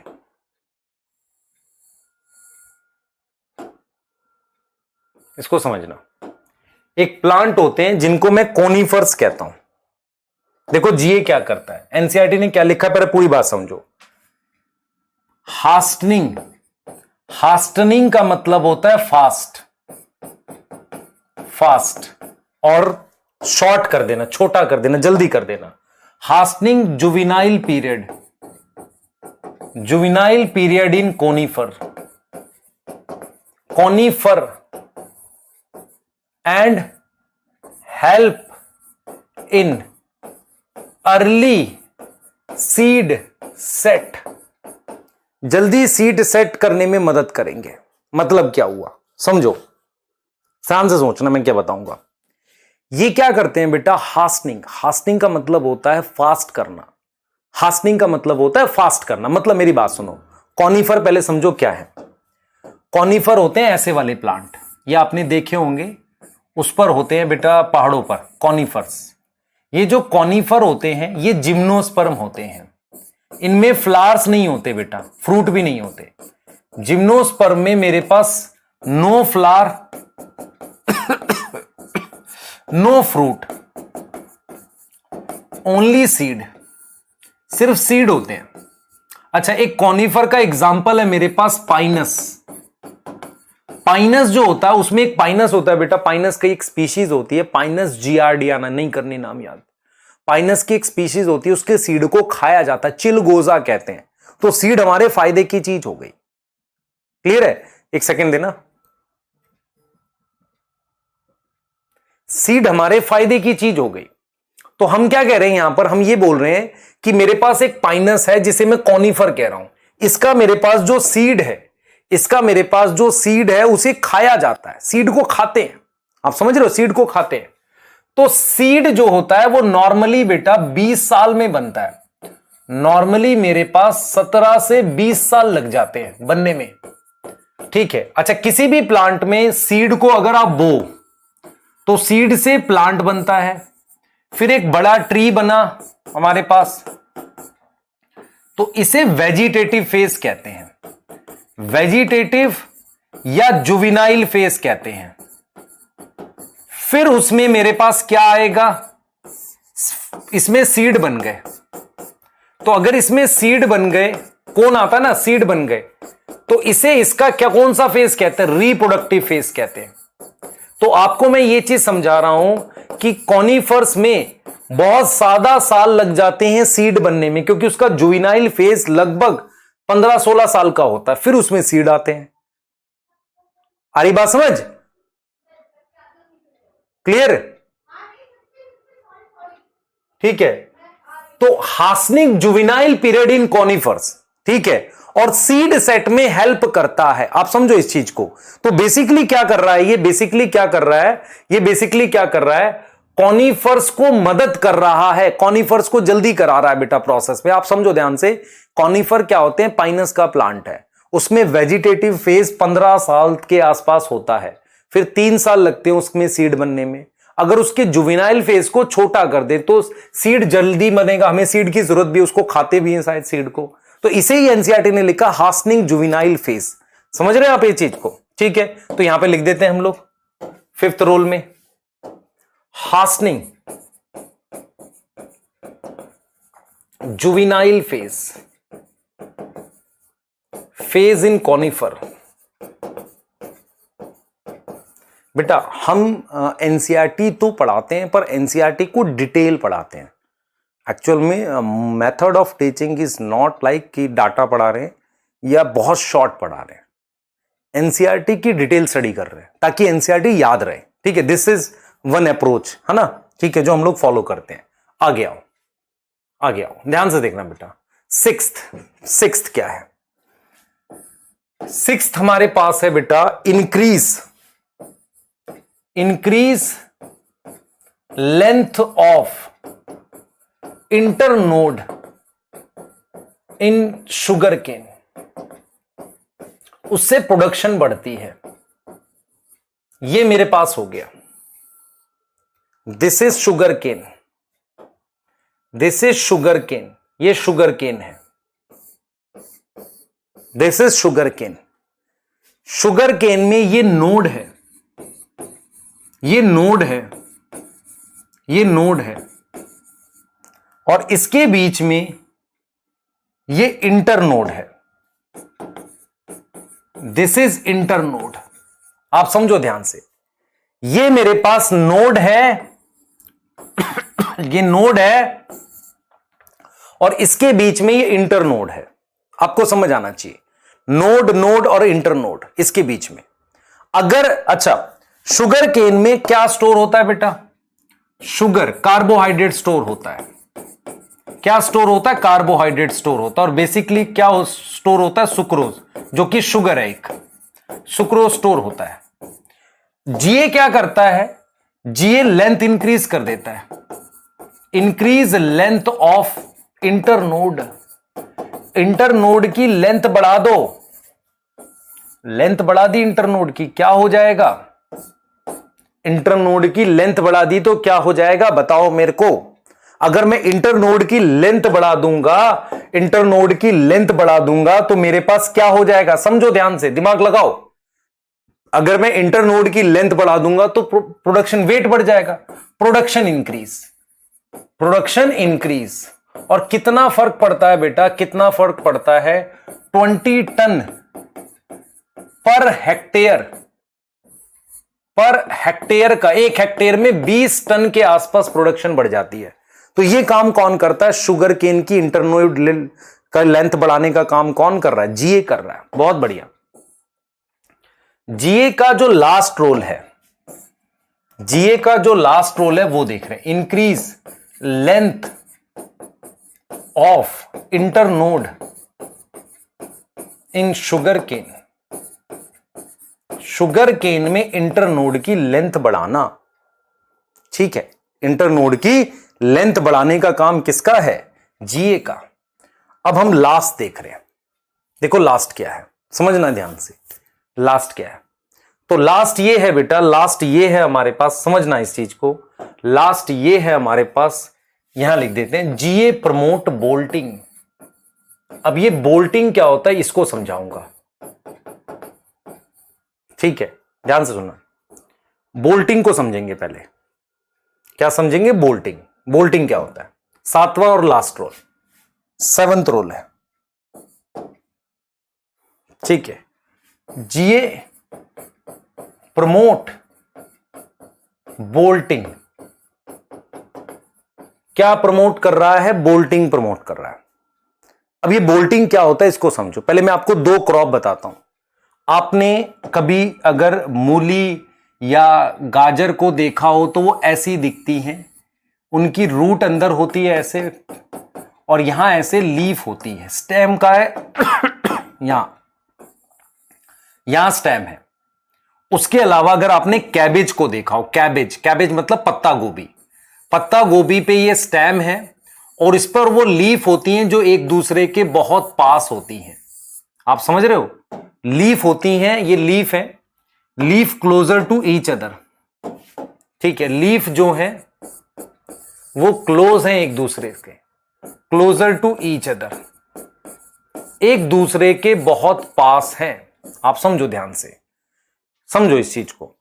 तो जीए मेरे पास क्या करता है? बोल्टिंग प्रमोट करता है। क्या प्रमोट करता है? बोल्टिंग प्रमोट करता है। ये बोल्टिंग क्या होता है वो मैं आपको बताने जा रहा हूं, समझो।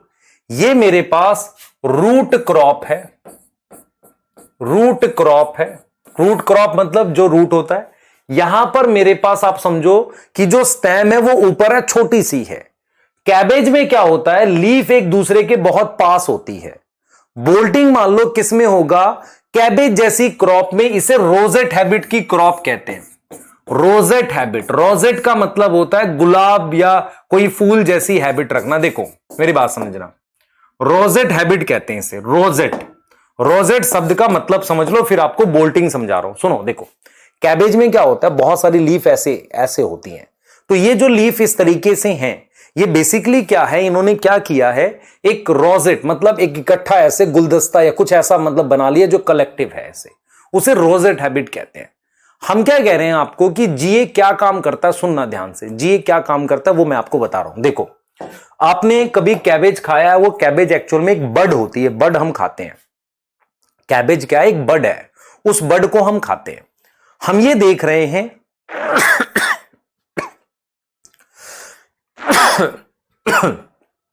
एक मिनट बेटा, वो बड हम खाते हैं। मैं आपसे पूछता हूं उसमें फ्लावर कहां आता है? ठीक है, हम क्या करते हैं, खेत में जब कैबेज बोते हैं ना, तो पहले साल में उसको काट के खा जाते हैं। अगर हम उसको 1 साल छोड़ें तो क्या होगा? सुनना ध्यान से। कैबेज एक्चुअल में क्या है? मेरे पास काफी सारी नोड हैं जो बहुत पास आ गई हैं, उनमें इंटर नोड नहीं थी, बहुत कम थी, दो पास पास थी, और वहां पर जो लीफ हैं वो पास पास हो गई ऐसे। ये कैबेज है एक्चुअल में। जो ये वो पॉइंट है, अगर मैं आपको दिखाऊं ध्यान से, ये पॉइंट नोड है बेटा, ये नोड है जो एक दूसरे के बहुत पास आ गई हैं। तो कैबेज को अगर आप एक साल छोड़ते हो तो क्या होता है, आपके पास इंटर नोड की इलोंगेशन होती है। इंटर नोड की क्या होती? इलोंगेशन। इलोंगेशन का मतलब इंटर नोड पहले लंबी होगी। इंटर नोड लंबी होने का मतलब ये देख रहे हो, ये नोड एक दूसरे से दूर हो गई, ऐसा कुछ हो गया, ये हो गया।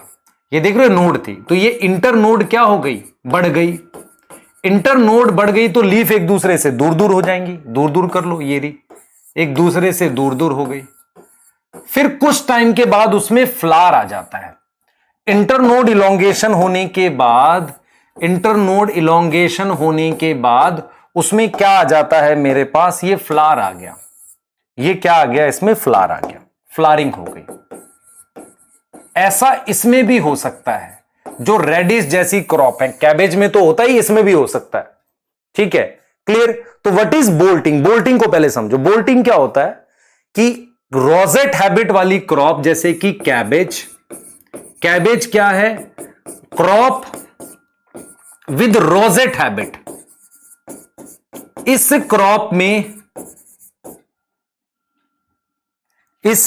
में हमारे पास इंटर नोड इलोंगेट होगी और फाइनली फ्लावर आएगा। उसे हमने क्या बोल दिया? बोल्टिंग बोल दिया। उसे हमने क्या बोला? बोल्टिंग बोला कि inter node elongation followed by flowering. तो व्हाट इज बोल्टिंग? जो रोजेट हैबिट जैसी क्रॉप है उसकी इंटर नोड बड़ा होना और फ्लावर आना। तो inter node elongation followed by flowering, followed उसके बाद फ्लावर आने को क्या बोलते हैं? बोल्टिंग कहते हैं। इस बोल्टिंग, इसमें जीए ने क्या किया? स्पीड बढ़ा दिया। मान लो नॉर्मली ये 2 साल में होता है, जीए स्प्रे कर दोगे जल्दी हो जाएगा, तो जीए प्रमोट बोल्टिंग, ये स्पीड जल्दी करा देगा, बोल्टिंग करा देता है। क्लियर? बोल्टिंग कराता है, फ्लावरिंग लाता है। अब ये किसमें कर सकता है? ये ऐसी वाली क्रॉप जो रोजेट हैबिट है, रूट क्रॉप, जिसके यहां नोड होती है, उसमें भी ऐसा इंटर नोड निकल आएगी ऐसे, और उसमें आ जाएंगे फ्लावर्स। देखो यहां से ये लीफ है ना, ये ऐसे ग्रो करेगा और फिर इसमें फ्लावर आ जाएंगे। तो ये कौन करता है? जीए करता है बेटा। कौन करता है? जीए। ये 7th रोल हो गया जो हमको डिस्कस करना था, और इसके साथ हम कुछ एक्स्ट्रा रोल भी पढ़ सकते हैं। क्या पढ़ सकते हैं हम लोग? एक्स्ट्रा रोल पढ़ सकते हैं। Extra role. तो जब मैं जीए के एक्स्ट्रा रोल की बात करता हूं तो सबसे पहले बेटा 1-2 रोल मैं लिख रहा हूं। It promote vernalization. ये 2 रोल जो लिख रहा हूं ये आगे समझ पाओगे। वर्नलाइजेशन लिखना। वर्नलाइजेशन असल में कोल्ड ट्रीटमेंट को कहते हैं। ये पढ़ाऊंगा मैं आपको, है ना, डिटेल में पढ़ेंगे इसको हम प्रॉपर। कोल्ड ट्रीटमेंट को कहते हैं वर्नलाइजेशन। सेकंड मेरे पास क्या है? मैंने लिखा इट प्रमोट वर्नलाइजेशन। सेकंड मेरे पास क्या है? आप समझे ध्यान से। सेकंड है क्या करेगा बेटा? It promote vernalization, cold treatment को कह रहे हैं। सेकंड मेरे पास है it promote flowering in LDP, flowering in long day plant. बेटा मैं जो ये एक्स्ट्रा रोल बता रहा हूं ये आप समझो ध्यान से, वो हैं जो नीट में कभी ना कभी आए थे और आ सकते हैं। एनसीईआरटी में नहीं है, जो आ सकते हैं वही बताया एक्स्ट्रा। ठीक है, लॉन्ग डे प्लांट हम पढ़ेंगे, ये भी डिटेल में पढ़ेंगे, तभी पता चलेंगे। ये 2 रोल तब पता चलेंगे जब हम आगे इसको पढ़ेंगे, है ना। तो इसको डाउट में मत मानना, आगे जब बताऊंगा तब बात करेंगे इसमें। उसके अलावा क्या करता है बेटा? It promote male flower. Actual में क्या होता है? Other hormone promote female flower. Other hormone क्या प्रमोट करते हैं? Female flower. ये प्रमोट करता है मेल फ्लावर को। ये 1-2 एक्स्ट्रा रोल कराते हैं आपको, वो जरूरी होता है, वो बता दिया आपको मैंने। तो ये एक्स्ट्रा रोल है। अगर हम चाहें तो अब एनसीईआरटी भी देख सकते हैं। ठीक है, एनसीईआरटी देखेंगे, और एनसीईआरटी में जीए को देखो, एनसीईआरटी में डिस्कवरी यहां से देखेंगे, डिस्कवरी जहां पीछे दे रखा ना ऑक्सिन, उसके साथ से। तो bakanae disease of seedling was caused by fungal pathogen Gibberella fujikuroi. किसने डिस्कवर किया? E Kurosawa. 1926 reported the appearance of symptom of disease in the seedling when they were treated with sterile filtrate of the fungus. किससे? Sterile filtrate of the fungus. The active substance were later identified है। बाद में बेटा देखो उन्होंने क्या किया, fungus का स्टीराइल फिल्ट्रेट निकाला, ठीक है, बाद में बताया कि वो केमिकल क्या है, जिबरलिक एसिड, बाद में बताया। क्लियर है? क्लियर। राइस सीडलिंग में सिम्टम्स आए, उन प्लांट से स्टीराइल फिल्ट्रेट निकाला, मतलब उसमें फंगस नहीं था, ठीक है। अब देखो जीए को देख लेते हैं। जिबरलिन क्या है बेटा? एक प्रमोटर है, एसिडिक होता है, मोर देन 100 जिबरलिन, 105 टाइप के बताए थे, ठीक है। डिफरेंट ऑर्गेनिज्म सच एज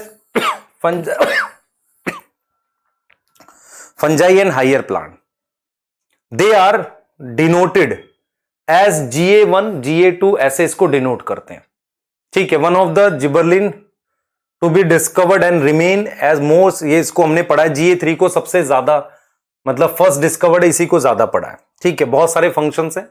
सबसे पहले देखो increase in first, increase in axis grapes वाला, सेकंड फ्रूट का, है ना, एप्पल और पियर वगैरह का, थर्ड ट्री पर फ्रूट को ज्यादा टाइम तक, मार्केट पीरियड बढ़ता है, फोर्थ माल्टिंग पीरियड। 4 रोल हो गए, 3 और हैं।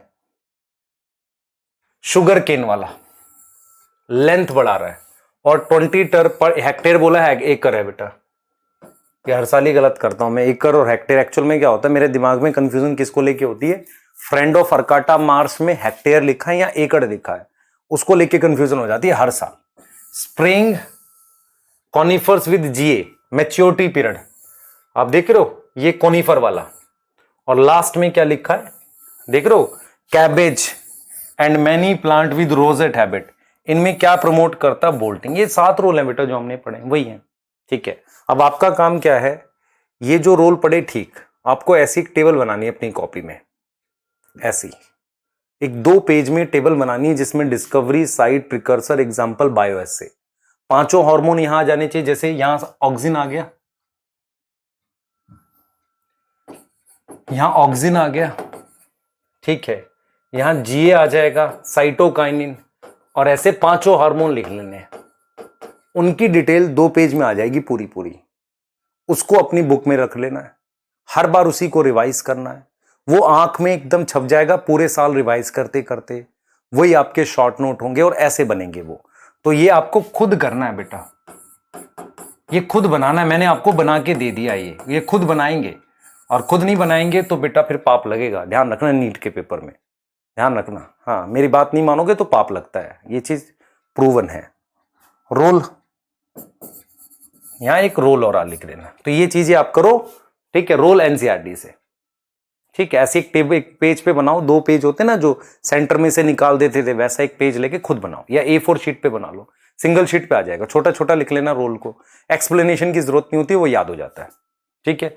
अब आपके पास 3 हार्मोन ले गए। एब्सिसिक एसिड में ज्यादा डिटेल नहीं है, 2 मेन है, साइटोकाइनिन, इथिलीन, नेक्स्ट क्लास में करेंगे, साथ में एब्सिसिक एसिड करेंगे, और हो सकता है मैं साथ में डोरमेंसी पढ़ा दूं। तो फिर आपके पास वर्नलाइजेशन और फोटो पीरियोडिज्म एक क्लास में लेंगे। तो इसका मतलब जैसे ये आपकी जो क्लास वेडनेसडे है, आप वेडनेसडे को देख रहे हैं, फिर आपको थर्सडे को देख रहे होंगे, ठीक है, एक क्लास। जैसे ट्यूसडे हो गया, वेडनेसडे, थर्सडे, 2 दिन हो गए, ठीक है। फ्राइडे को आपका लाइव डाउट सेशन होगा। मैं फ्राइडे वाला हो सकता है सैटरडे ले लूं, ठीक है, क्लियर, हो सकता है संडे ले लूं, लेकिन मैं आपको क्या करूंगा, 2 फिर मैं संडे ले लूंगा, मान लो इस चैप्टर का लाइव डाउट सेशन संडे ले लूंगा, टेस्ट के आसपास, ठीक है। टेस्ट के बाद ले लेंगे या टेस्ट से पहले ले लेंगे। उसको लेने के बाद संडे को टेस्ट भी होगा आपका एक्स्ट्रा, और आपको स्टार्ट करेंगे सेल साइकिल और सेल डिवीजन इसी वीक में। क्लियर है? ठीक है, बढ़िया, सही है, करो प्लीज, है ना, ठीक है। चलिए नेक्स्ट क्लास में मिलते हैं। हाँ, पढ़ाई करिए और मेहनत से पढ़ाई करिए, ठीक है बेटा। Thank you so much.